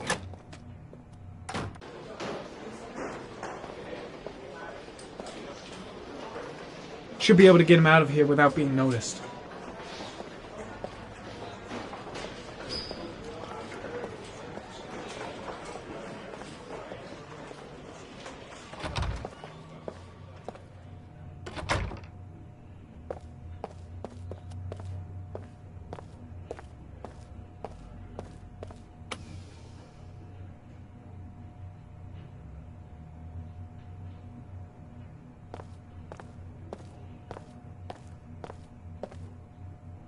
Gary, you can take a break.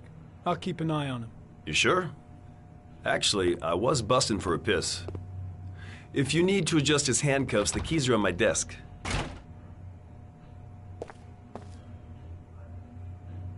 First, get rid of the cuffs.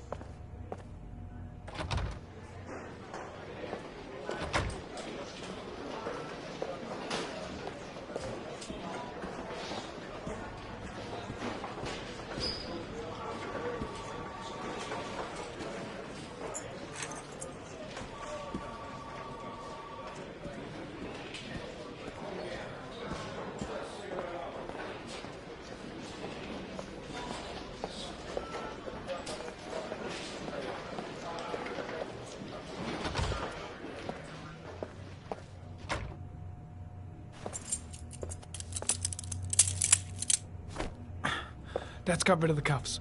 Wait. You won't be able to get out of here looking like that. I need to find you something.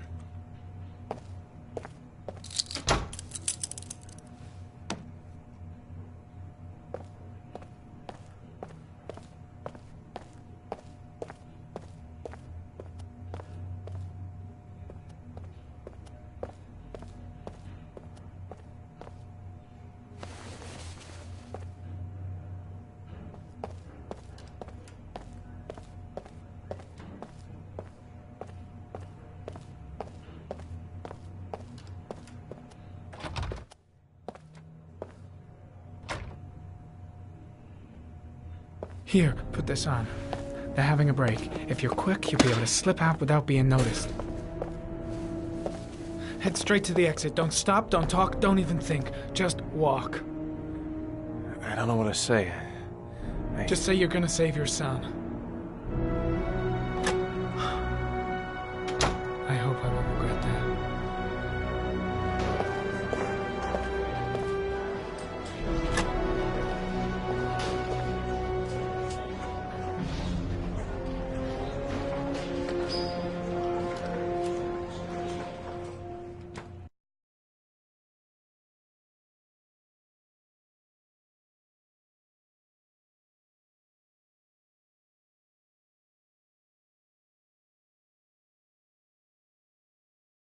Less than an hour ago, we heard from the police who have identified the man thought to be the origami killer. Ethan Mars, father of the kidnapped victim Sean Mars, is on the run and should be considered armed and dangerous. A police manhunt is now underway, and they hope that they will soon be able to announce the apprehension of this dangerous lunatic.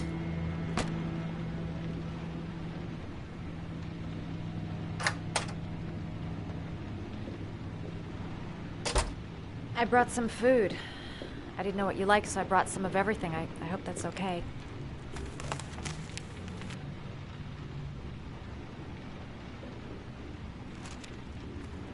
Why are you helping me, Madison?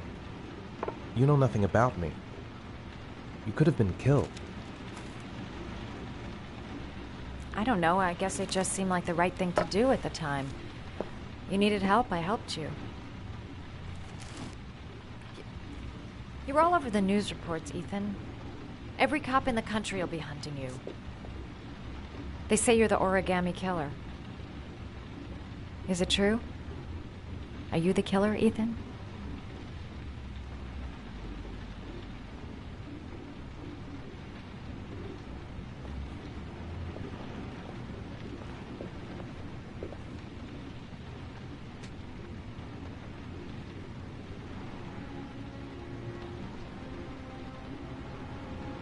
I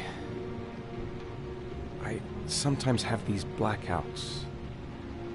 Times where I don't know what I'm doing. As if I'm someone completely different. The only thing I remember afterwards is the bodies. The bodies in the water. Why are you hurt, Ethan? Why were you in that apartment? I think my other self is testing me, testing my love for Sean. He wants to know if I love my son enough to save him. That means there's some part of me that knows where Sean is. But the only way to find him is to go through these trials. Why can't you tell that to the police? And tell them what? That I'm a schizophrenic who drowns his victims and has kidnapped his own son? They'd never let me go, and I have to stay free to save Sean. I have no choice. I'm his only chance. When Sean is out of danger, I'll turn myself in, but not until then.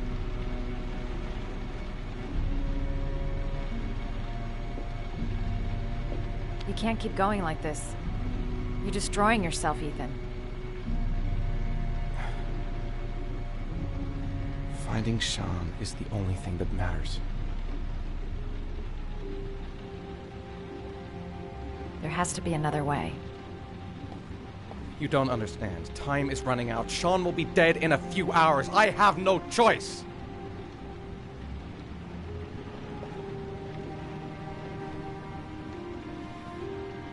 Please, Madison, leave. Forget everything that's happened. There is nothing more you can do for me. If you want to help me, leave.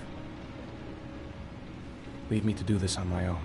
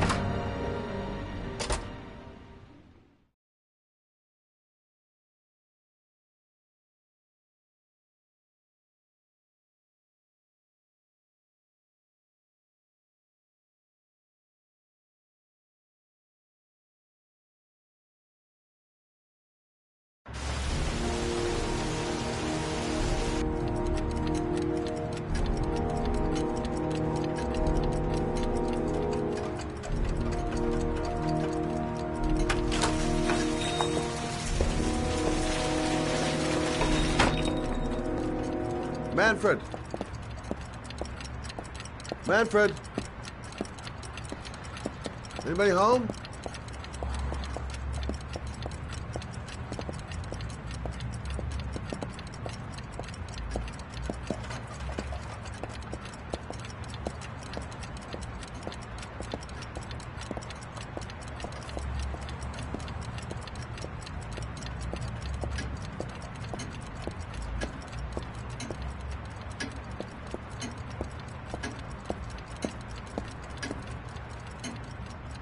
Hi there, Manfred.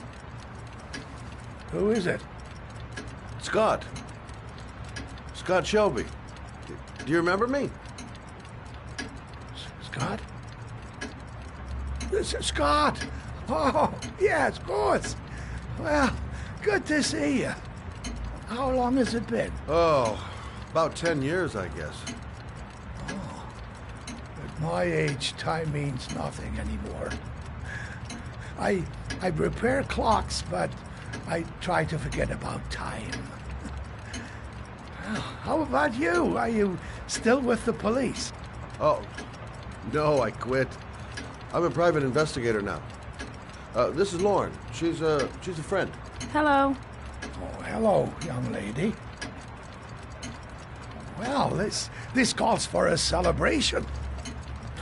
I've just the thing. Wait there. I'm sure I saw a bottle of scotch around here somewhere.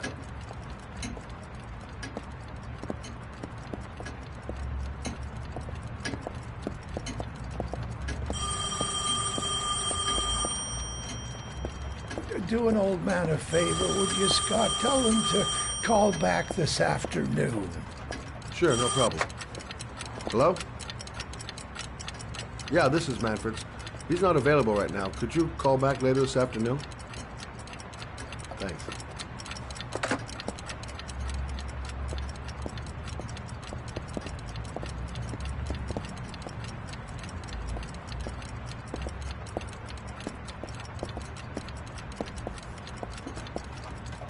Well, to old friends.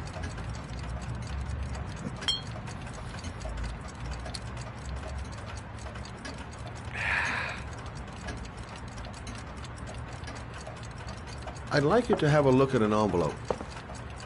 I thought maybe you could tell me about the typewriter that was used to type the address on it. Oh, well, let's have a look.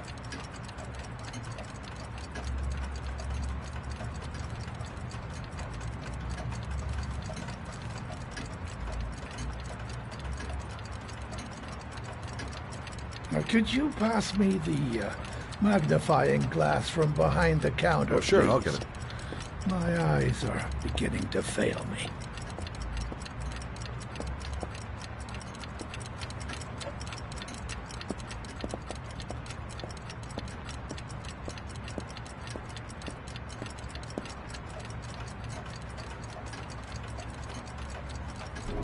Thanks. Well, let's see what this envelope has to say for itself. The Royal 5. Yes, the shape of the T's and the F's is typical of that model. Produced between 1907 and 1924. Yes. No doubt about it. It's a Royal 5.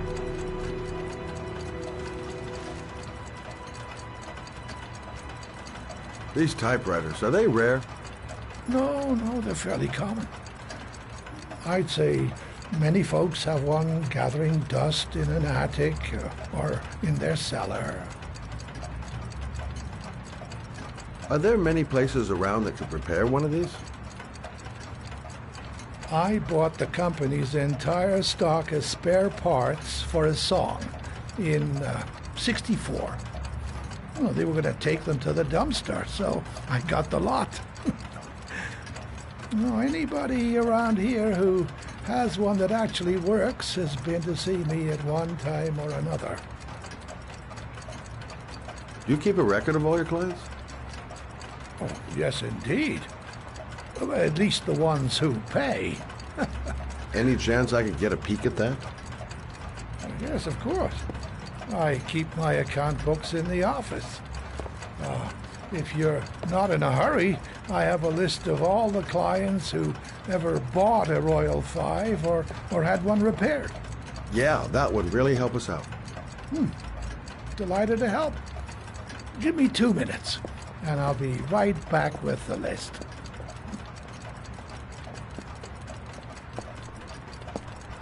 You think the killer's been here? If he has a 1920s typewriter, he may have needed Manfred's services to get it fixed. We'll know when we get the list.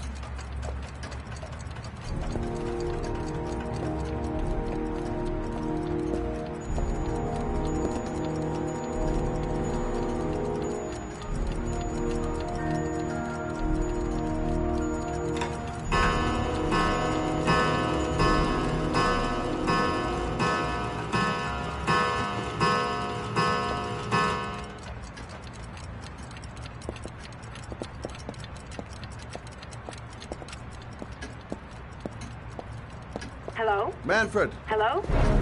Your call is logged, sir. A police car will be there in a few minutes. I need to know who you are, sir. Sir? Hello?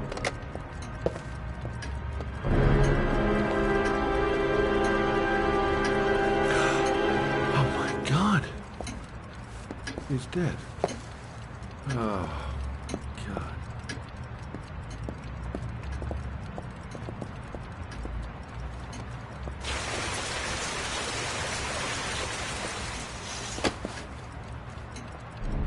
Scott?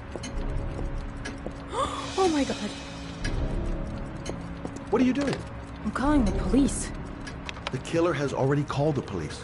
I think he wants us to be his scapegoats. We gotta get the hell out of here. What do you mean? We have nothing to do with his death. We were just here when it happened.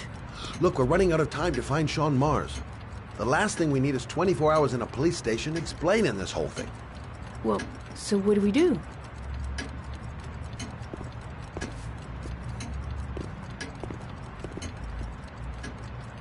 Watch the front door. I'll get rid of our fingerprints from everything we touched since we came in. We better work fast. The police are going to be here any minute.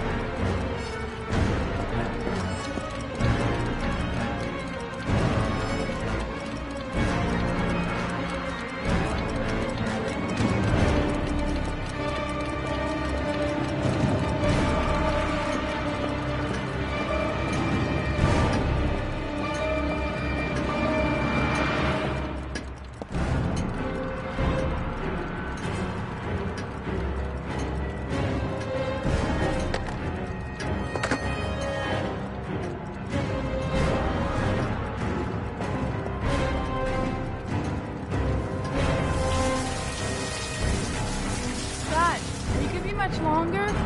The police will be here any second. I'm almost finished.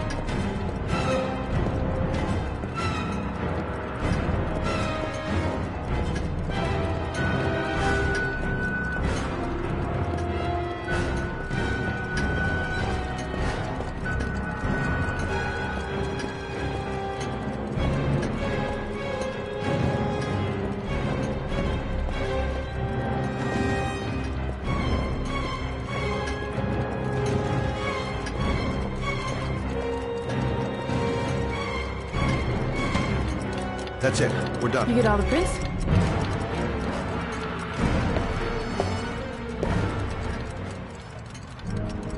I got what I got. It should be enough to prevent them from finding us. Come on, let's go.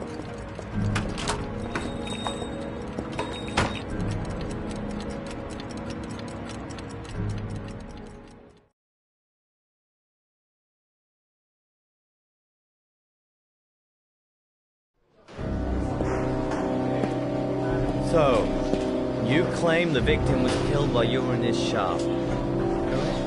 Yes, he went to get something in his office. A few minutes later, I went in to see if he was okay. That's when I found him.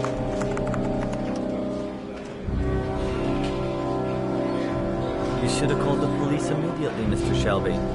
Would have saved us dragging your ass down here. Listen, we had nothing to do with his murder. We were only there by coincidence. I just wanted to spare myself a few hours declaring I didn't see anything to a police officer.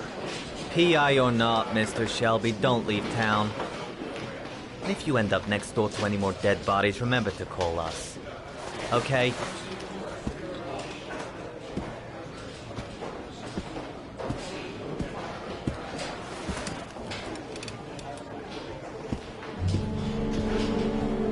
Well, well, Scott Shelby. You in trouble again? Wrong time, wrong place. You know what it's like. Don't sweat it. I'll take care of it. For old time's sake. Thanks, Carter. I owe you one. You on to anything at the moment? Well, I got some ideas. Nothing concrete.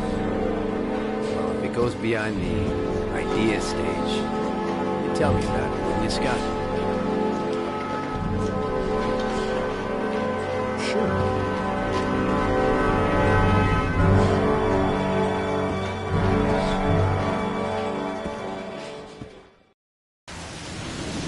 Where are we going? I'm taking you home. This is getting way too dangerous. No way. We're partners, remember? We had a deal.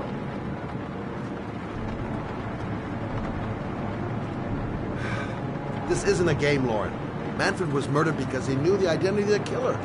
He was 10 feet away, for Christ's sake. No. I can't take a chance on the killer getting that close to you again. I'm not a child. I know what I have to do. I've got to find my son's killer. You're not going to stop me.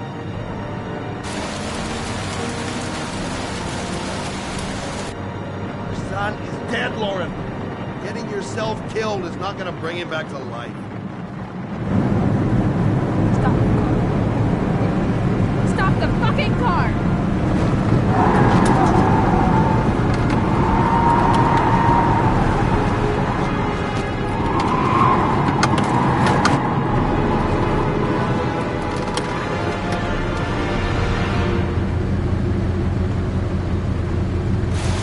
You're not gonna help me come back and kill my Johnny. I'll do it on my own.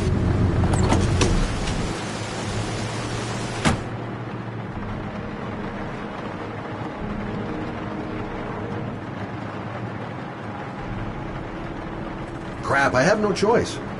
I guess I'm doing this to protect him.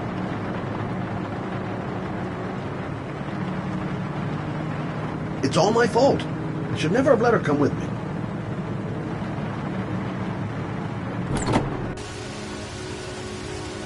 Lauren!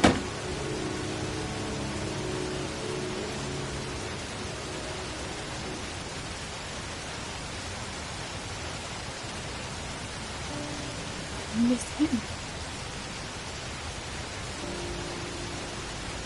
I miss him so much. I'd do anything to hold him once again in my arms.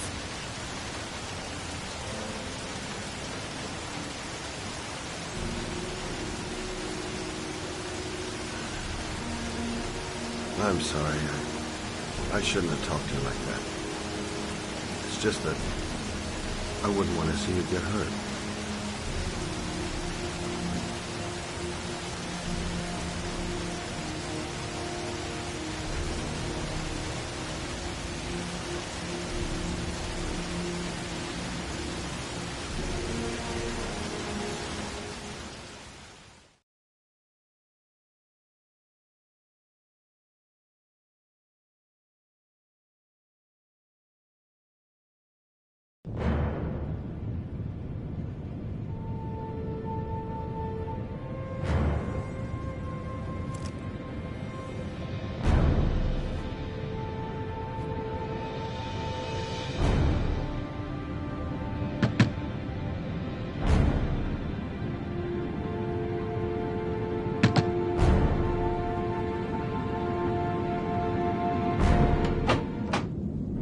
Yeah? What do you want? Oh, fuck it. I said 1,000 times that I don't want any junkies at my door. If you want to score, man... Hey! Take it easy, man. Huh? Keep cool. What do you want? Dope? Money? Tell me what you need. Sure we can make a deal, huh? God! I'm gonna blow your brains out, you son of a bitch! You think you can come into my house and steal my dope? You're gonna be shooting up in hell, motherfucker! Will you stop fucking moving? Nowhere to hide, junkie asshole!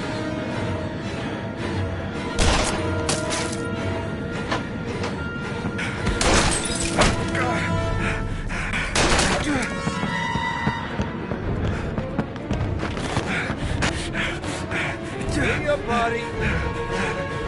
I can hear you.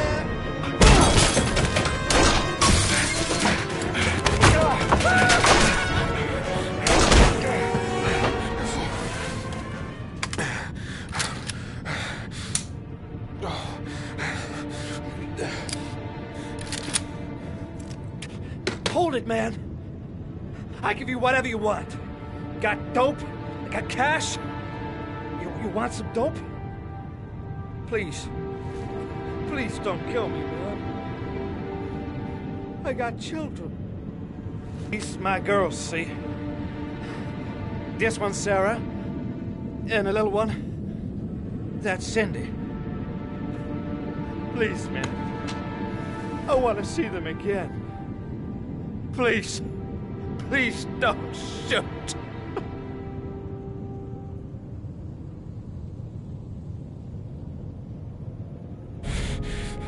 I'm a father, too. But I'm no killer.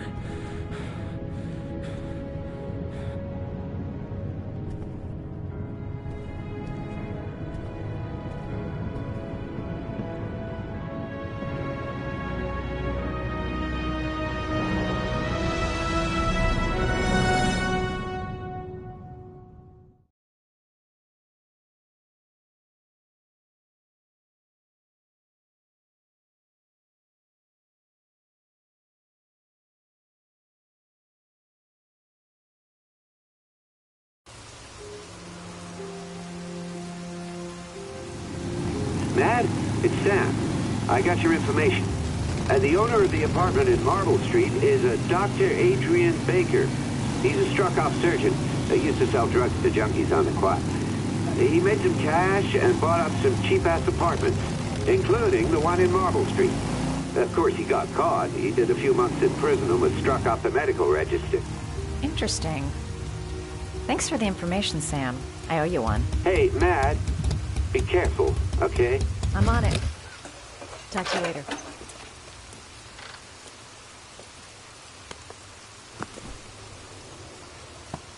The owner of the apartment where Ethan cut off his finger lives here. It's not much of a lead, but it's all I've got.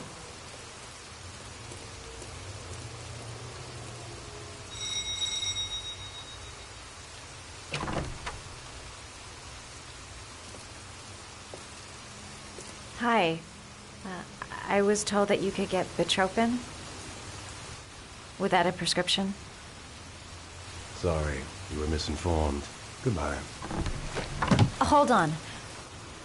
I really need your help here. I can pay. Well, why didn't you say so?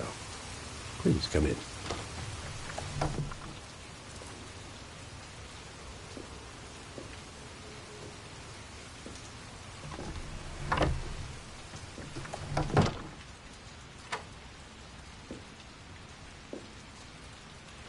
So, you're looking for Bitropin, my dear?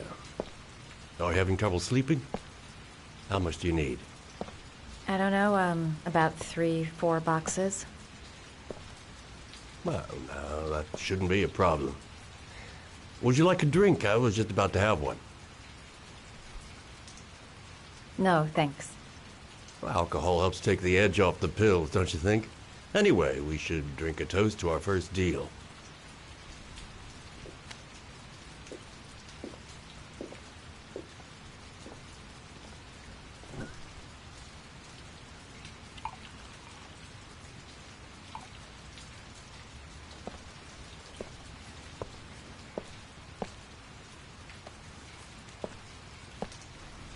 I haven't seen you around here before. Who told you about me?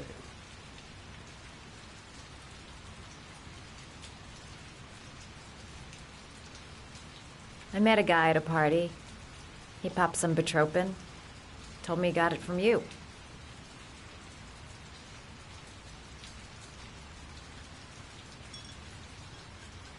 Can you get other types of medicine?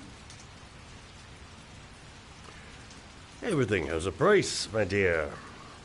What about you? Do you have a price? Forget it. I'm not for sale. I heard you had some apartments for rent. I'm looking. Sorry, darling. Those are all booked up. Shame. I was looking for something around Marble Street.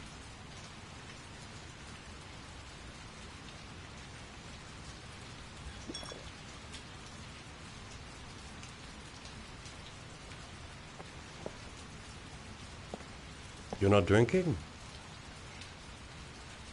Yeah, sure I am.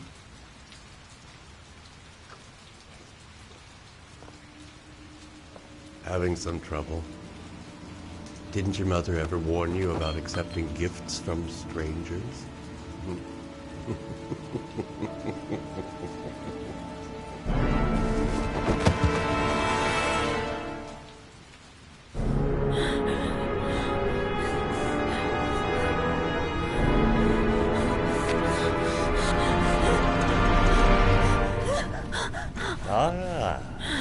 Say hello to Matthew. He claimed he had come to the census. Another one of those goddamn government spies. So, you're interested in my Marble Street apartment. I read it to my friend Paco, if you must know. I have no idea what he does there. Maybe that's where he fornicates with his dancers from the Blue Lagoon. To be honest, I don't give a damn. Just as long as he pays his rent, he can do whatever he likes. But enough with the chit-chat. I miss surgery, you see, so I take every opportunity to practice. I don't have any instruments here, so I use whatever comes to hand. I hope you won't hold that against me. Hold tight. This might sting him.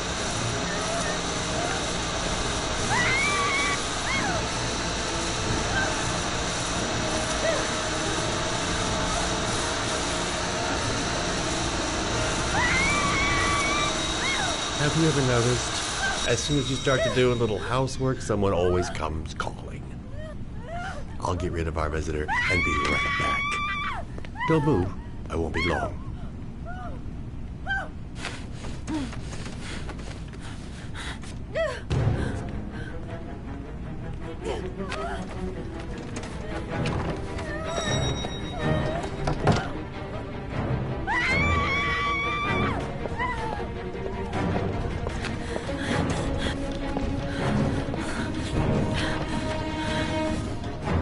Hello, sir.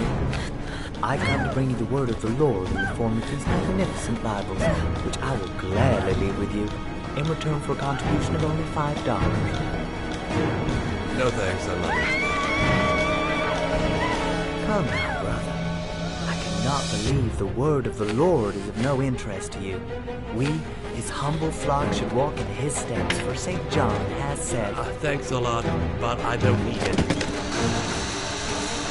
Who does not read the Bible in these times of violence and hatred? Holy Scripture will bring you peace and tranquility anytime you need it. All for mere $5.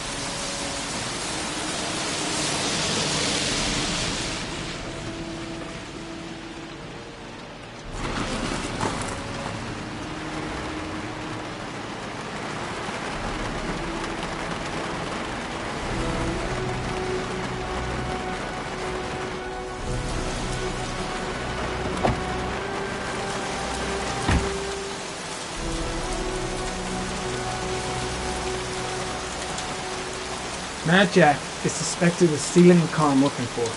Might be worth asking him a few questions. 24 hours.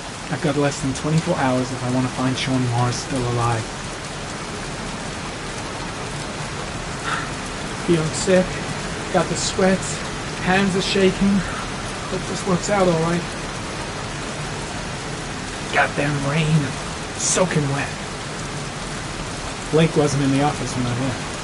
Don't think I'm gonna miss him. Mad Jack, a.k.a. Jackson Neville. This guy's got a criminal record as long as my arm. Better be careful. Better have a word with the guy on the bulldozer. Scrapyard. Good a place as any to tinker with stolen cars. This is one fucked up sort of place. I'll question Neville and get the hell out of here. Can you stop that thing?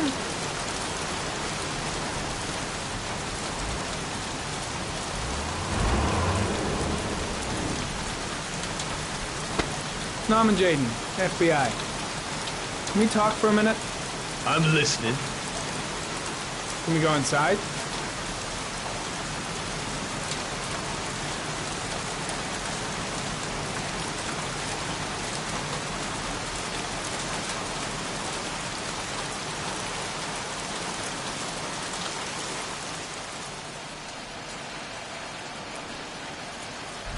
I'm looking for the owner of a blue Chevrolet Malibu 83.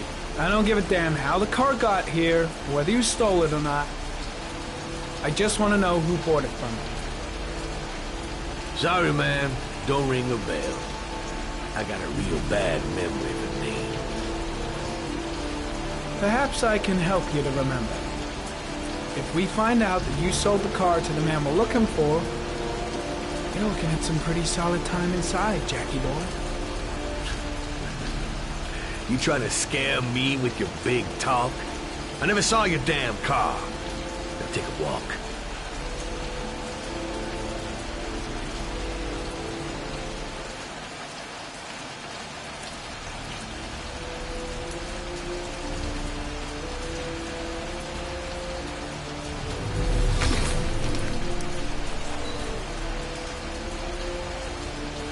Blood. Now why is there blood here?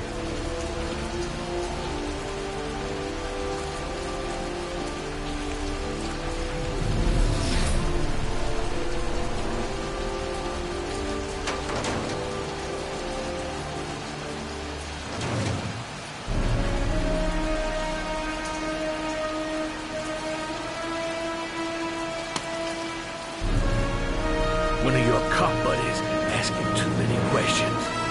I had to to solder up his little mouth. Hands on your head, pig. I ain't got time to be playing around with you. Let's just get you out of sight and finish you off.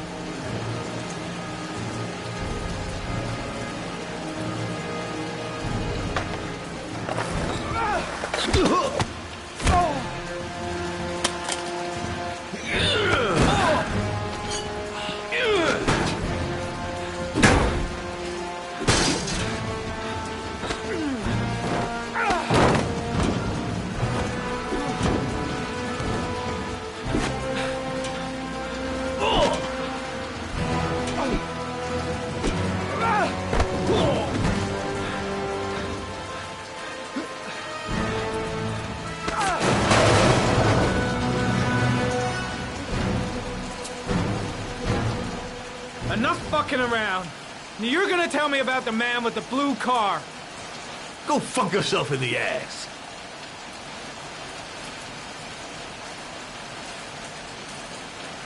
Damn! You out of your motherfucking mind, man? Oh, shit, Jack. Ain't nothing to it. Just a little bit of self-defense. Page 1 of the police manual. Kill or be killed. Whoa, whoa, whoa, stop, enough. I'm starting to remember some things. You be cool, I'll tell you the tale. No, I don't know nothing about the guy. He wanted me to get rid of his dirty car, get him a new one with false plates. He paid cash, and I ain't the questioning kind. Said I was supposed to drop the word to a guy named Paco down at the Blue Lagoon when the car was done. Now that's all I know. We'll continue this discussion down at the station. You're under arrest. You have the right to remain silent. Anything... Shit, not now. Anything you say can and will be... Hey, you look like you got a problem, man.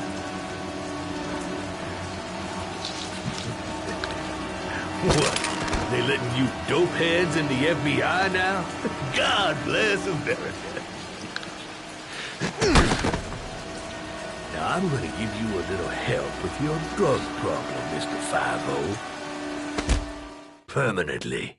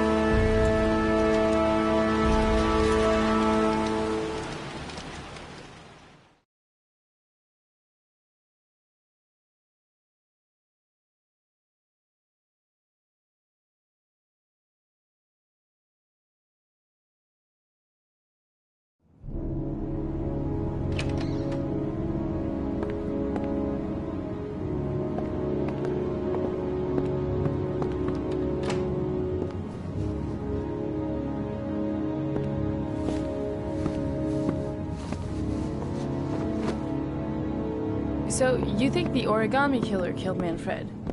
That makes sense. Didn't want him spilling his guts to us. And you suspect Gordy Kramer, right? Oh, him or one of his men. Gordy has the time and the means, not to mention the fucked up attitude to go along with it. He's only a suspect, but he's a pretty guilty-looking one. Are these your files on the case? Yeah, I've been working on him for a couple of years. I built up a mountain of paperwork. Magazines about origami? You think the killer could have subscribed to one of those? If he was even remotely interested in origami in the last 30 years, his name may be in there somewhere. Trouble is, there's over 500 names. It gets us squat. I'm starving. Do you have anything to eat? Well, I'm no chef, but I should be able to make some scrambled eggs if you like. Great. I'm soaking wet. I need to warm up a little. Is it okay if I take a shower? Be my guest. Go in my bedroom. It's the next door. Oh, I'll cook up the eggs while you're under the shower.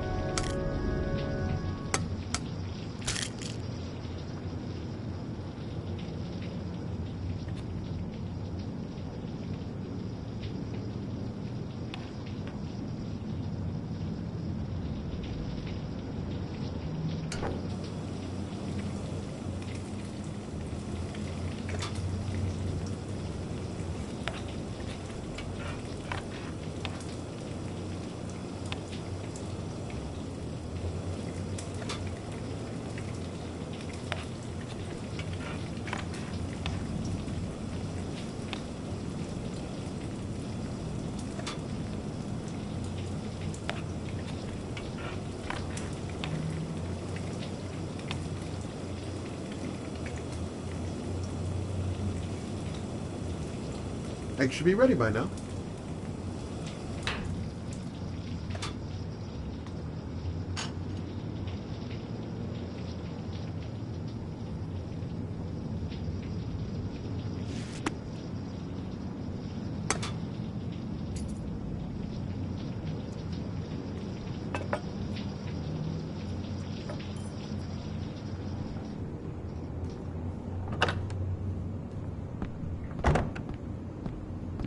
I took the liberty of borrowing your bathrobe.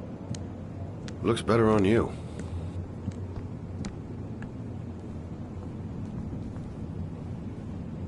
Hey, that almost looks good enough to eat. What's that? The notebook I took from Manfred's place. According to this, about 30 clients bought spare parts for Royal machines in the last 10 years. The killer may be one of them. Oh, you know, checking out the alibi of 30 clients one by one, that's a lot of legwork. Except that if we cross-check them with the list of subscribers to origami magazines, you still got that, right? Yeah, of course. Lauren, wait.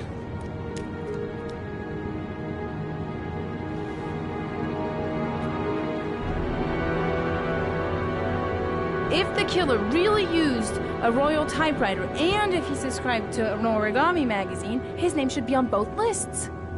Well, Lauren, I mean, that's just an assumption, but yeah, I suppose.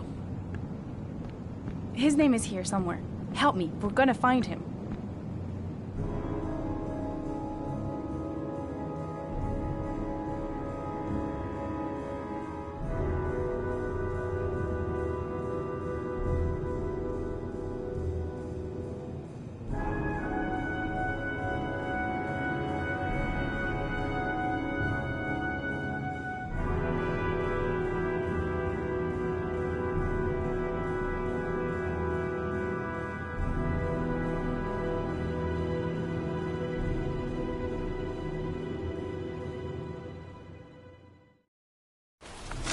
The only guy whose name was on both lists died when he was 10. What are you going to do now? Pick up his coffin, make sure he's dead? I know it doesn't make any sense. Unless the killer was only using his name. But why use the name of a kid who died 30 years ago? Well, that's what we came to find out. The name is John Shepard. It should be on a grave around here somewhere. You never give up, do you?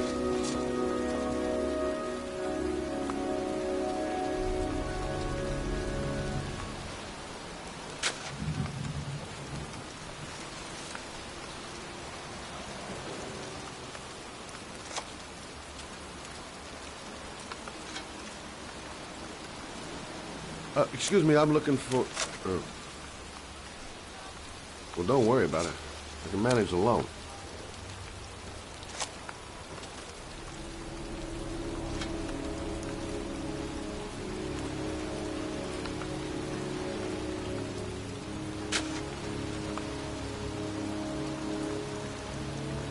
Excuse me. I'm looking for the grave of a boy named John... Jerome. Thanks.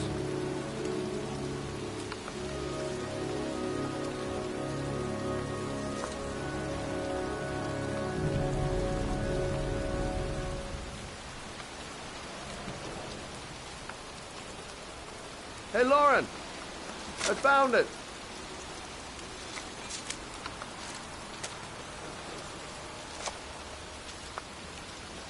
These flowers are fresh. Looks like someone's still tending the grave.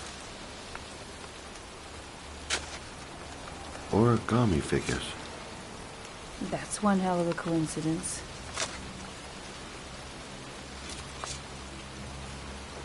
Oh, youngin'. That one I knew well. You knew John Shepard? I've worked this graveyard nearly all my life.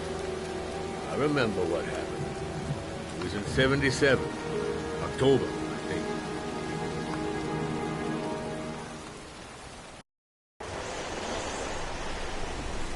You good-for-nothing hoodlums! Get the hell out of here! God! Beat it! You lousy, no-good brats! Come back when your fucking mother comes home from work! He's drunk again. What are we gonna do? It's pouring rain. We're gonna get soaked if we spend a day outside. Well, at least you won't get beat. Little rain never hurt nobody. Come on, let's go play.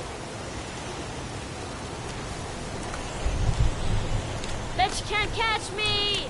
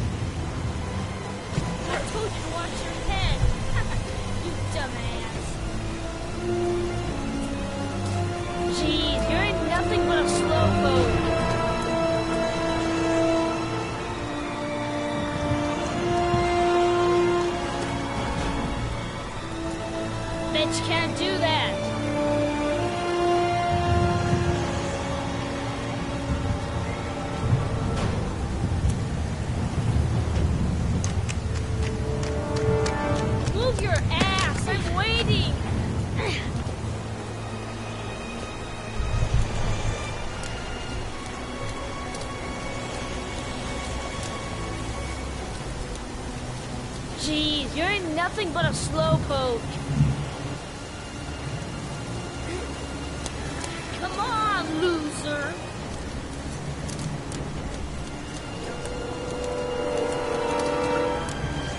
What you doing? You're coming or not?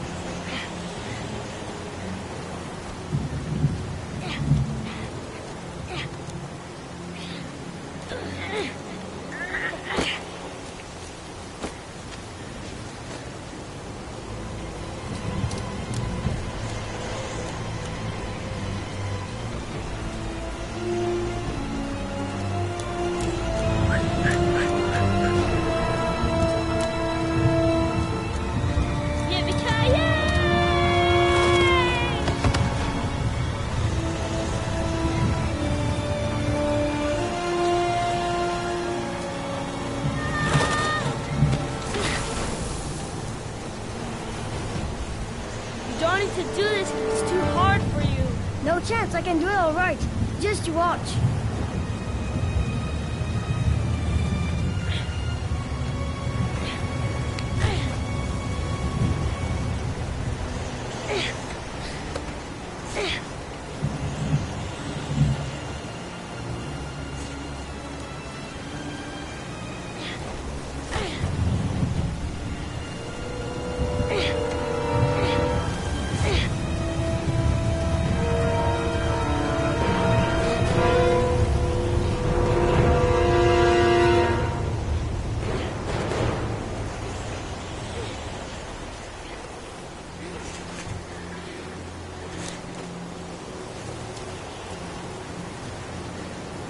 John, wait for me!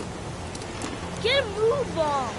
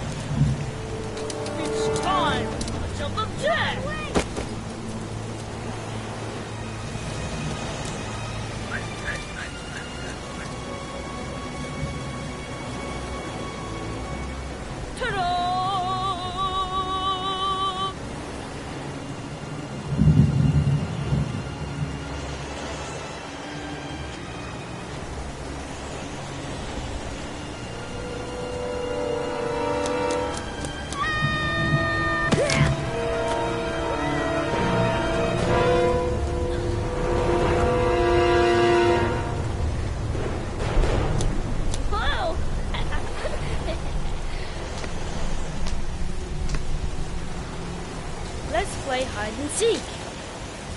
You go and count to 20 and try to find me, okay?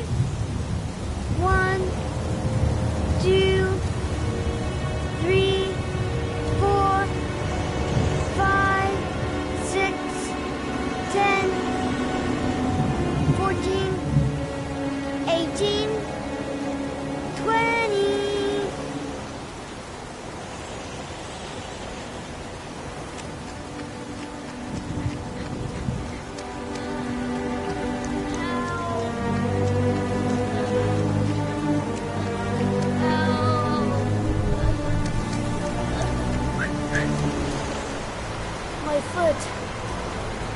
My foot is stuck. Grandpa, up the road there.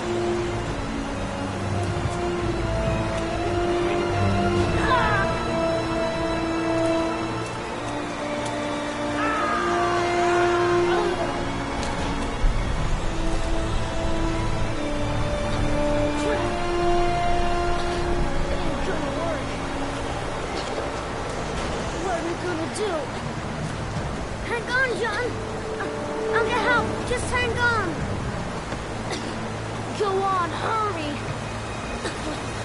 I think the water's rising. I'm hurrying! I'll be right back!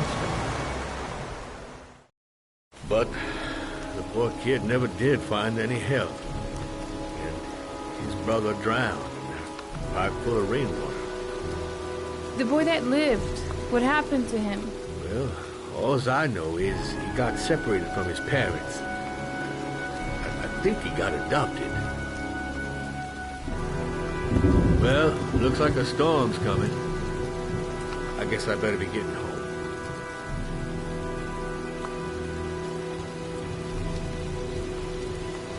Christ, what a horrible story. John Shepard drowned in the rain while holding his brother's hand. Do you think he could be the origami killer? Come on, let's get back in the car.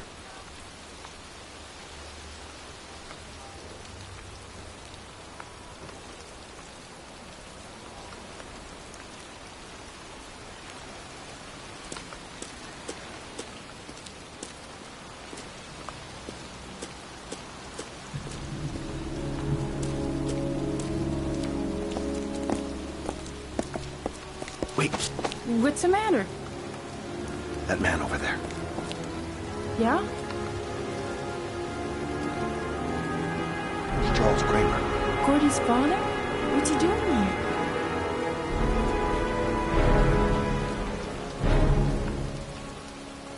He's putting flowers on John Shepard's grave.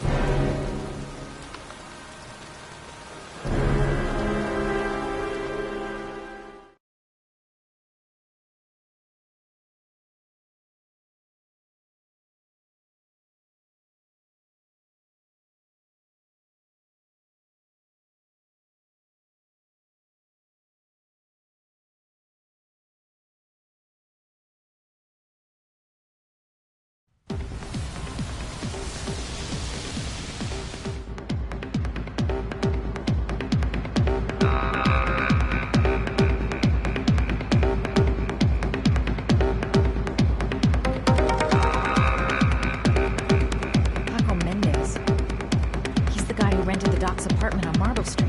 Better be careful. He might be the killer.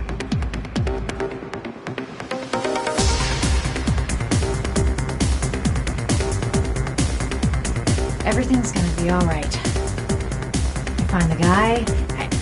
I'm looking for Paco Mendez. Do you know where he is? He's at his table over there. Does he know you? Not yet, but I have to talk to him.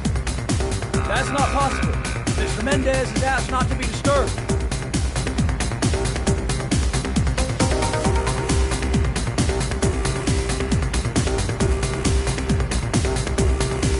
Sorry, lady. Invited guests only.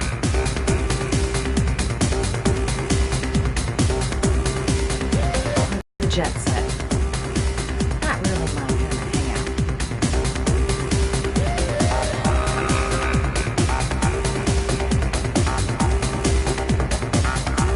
I've nothing against techno, trance, whatever music, but this stuff is really loud.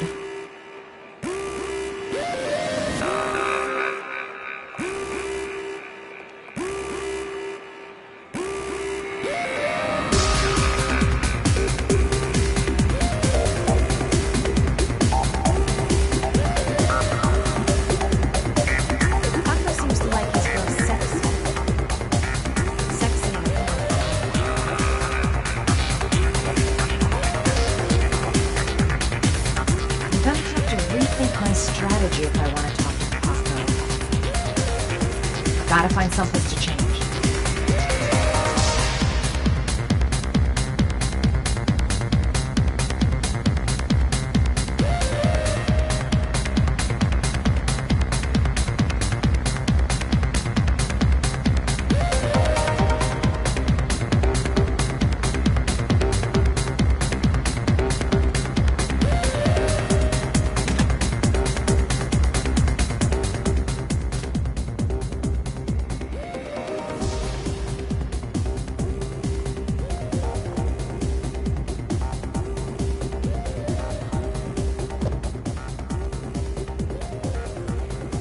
Time to play the sexy girl.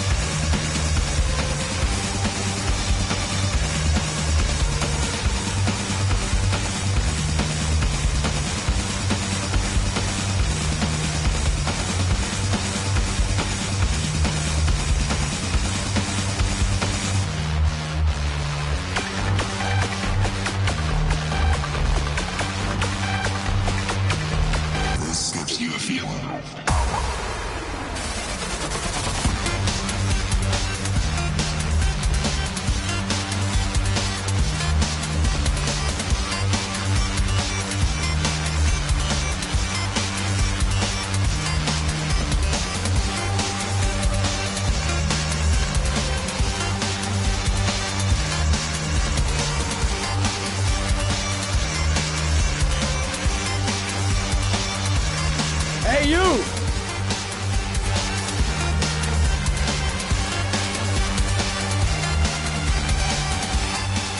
It's your lucky day, sweetheart. The boss wants to invite you to his table. Hey, thanks for accepting my little invitation. You new around here, honey? I think I would have noticed you before. My name's Paco. You? Madison. I'm Madison. Ah, I like the way you move, Madison. You're making me all hot under the collar. Maybe we can continue this conversation somewhere more private. Oh, cool, baby. Yeah, come with me. One more time. One more time. One more time. One more time. One more time.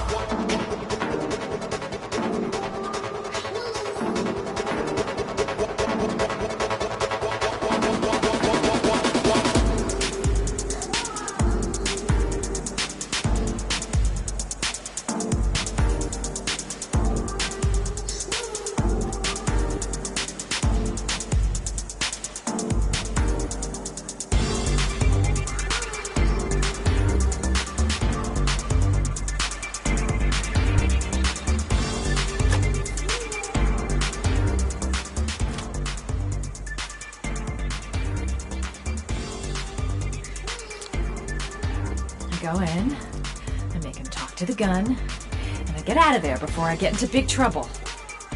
Everything's gonna be alright. Everything is going to be alright. So, welcome to my little kingdom.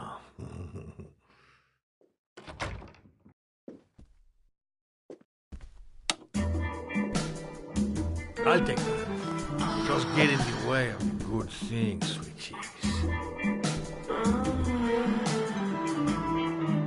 So, show me what you can do. Take it all. Slowly. Take it all on.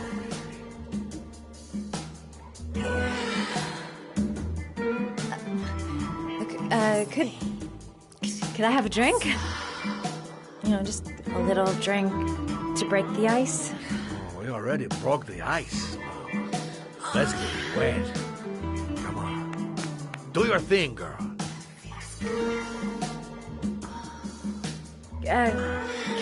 Could we just talk first? Oh, we don't need any more talking, baby. I all talked out. Now, show me what you can do. I'm sorry. I think there's been a little misunderstanding. Look, I'll just go. No harm done. Another time. I think it is you who are misunderstood, honey. I'm tired of wasting my time. It's now or never. And I never take never for an answer.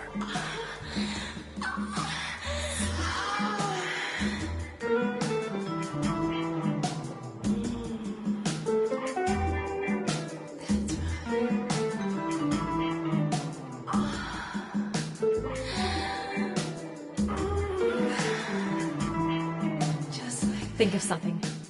There's got to be some way out of here.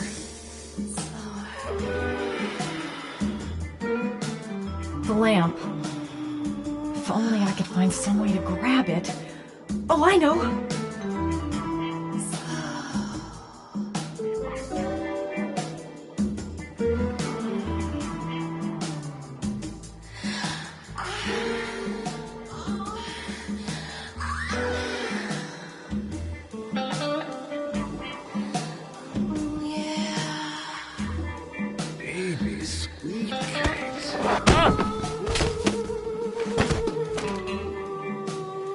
That's what I call kicking butt. You go, girl.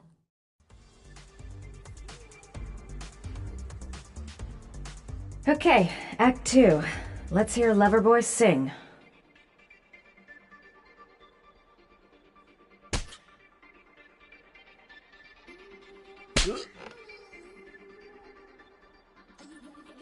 Ah!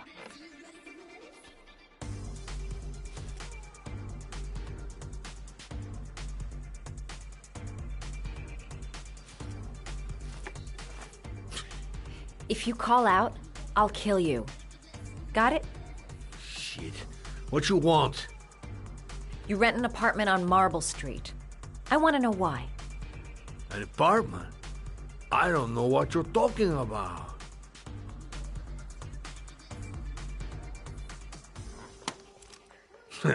You haven't got the balls, lady. But you're gonna know balls when I catch up with you.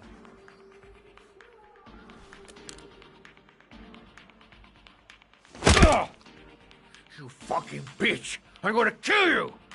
Boss? Is everything all right?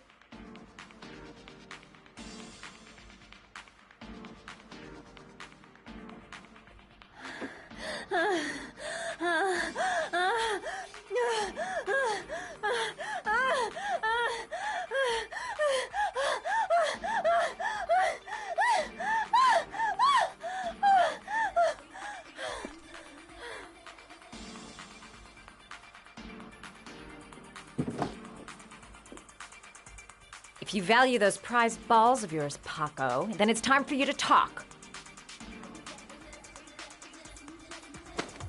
Oh! Ah! What you doing? Stop it!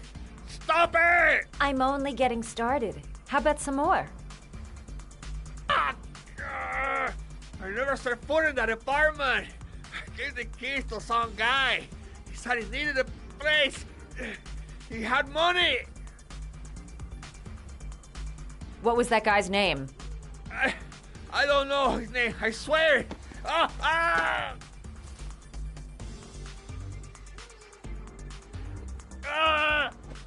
Shepard. His name is John Shepard. That's all I know. I swear it. Ugh. There, that wasn't so hard, was it?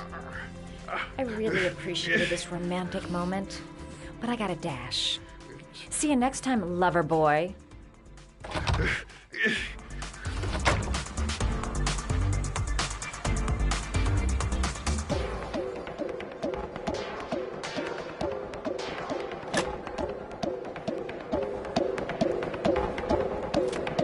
Time to get out of here.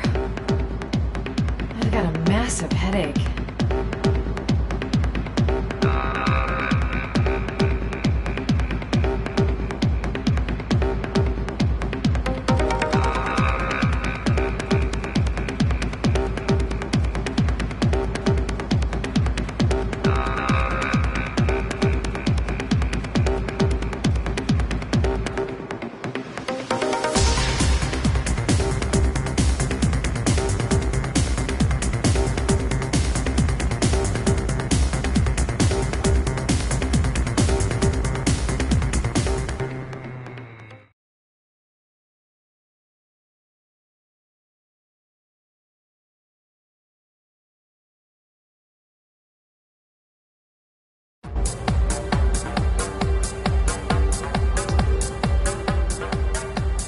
I'm here to see Paco.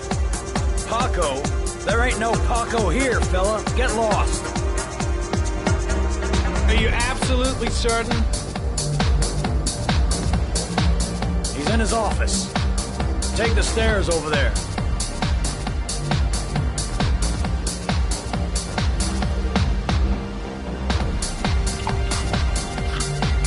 Oh, it's you. Scared me.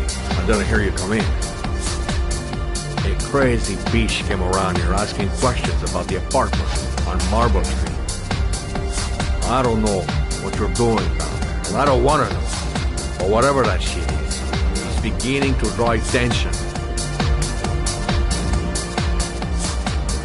Look, man, I know you kept me out of prison, but that fucking bitch nearly killed me. Everything you ask. I think my debt to you is paid. Hey, don't fuck around, man. No, wait. I can still help you out. Don't keep me.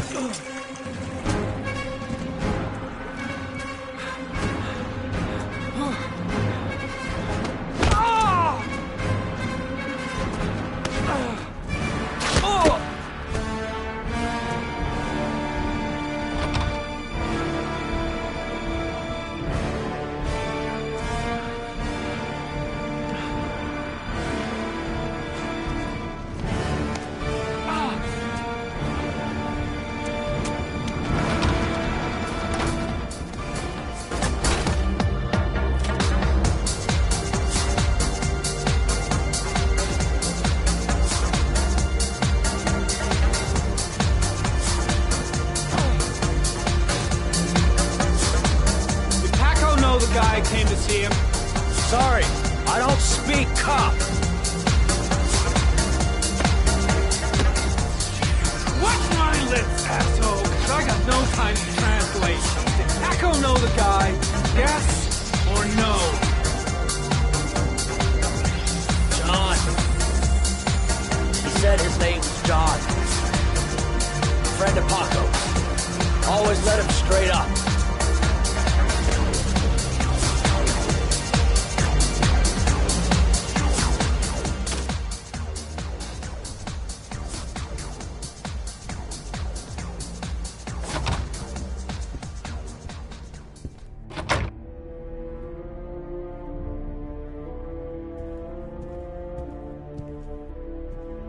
The killer was looking for something.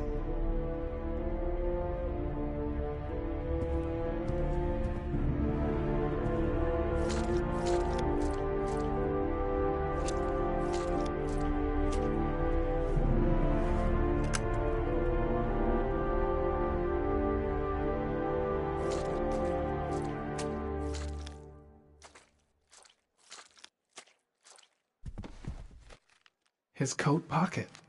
I tore it off during the fight. 2 receipts from the same gas station.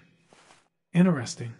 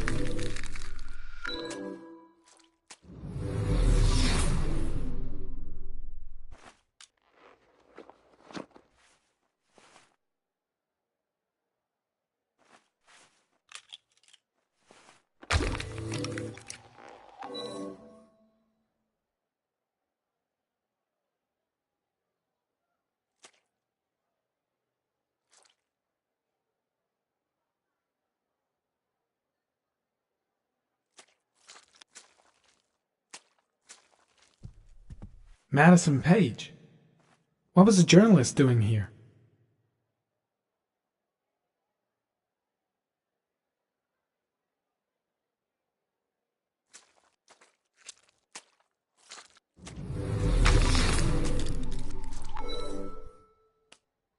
Madison Page? She may be a witness.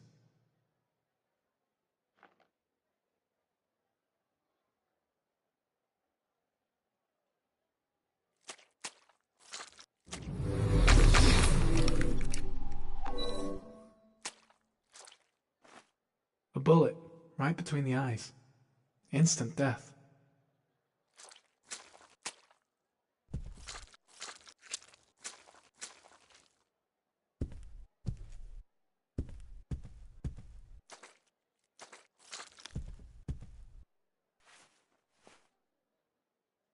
Paco Mendez was no saint. His rap sheet reads like the telephone book.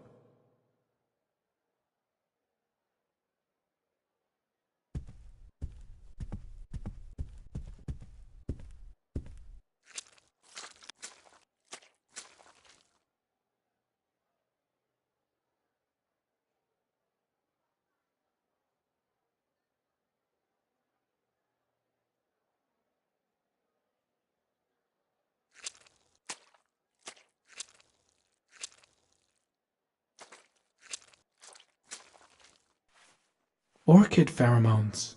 The fucking origami killer.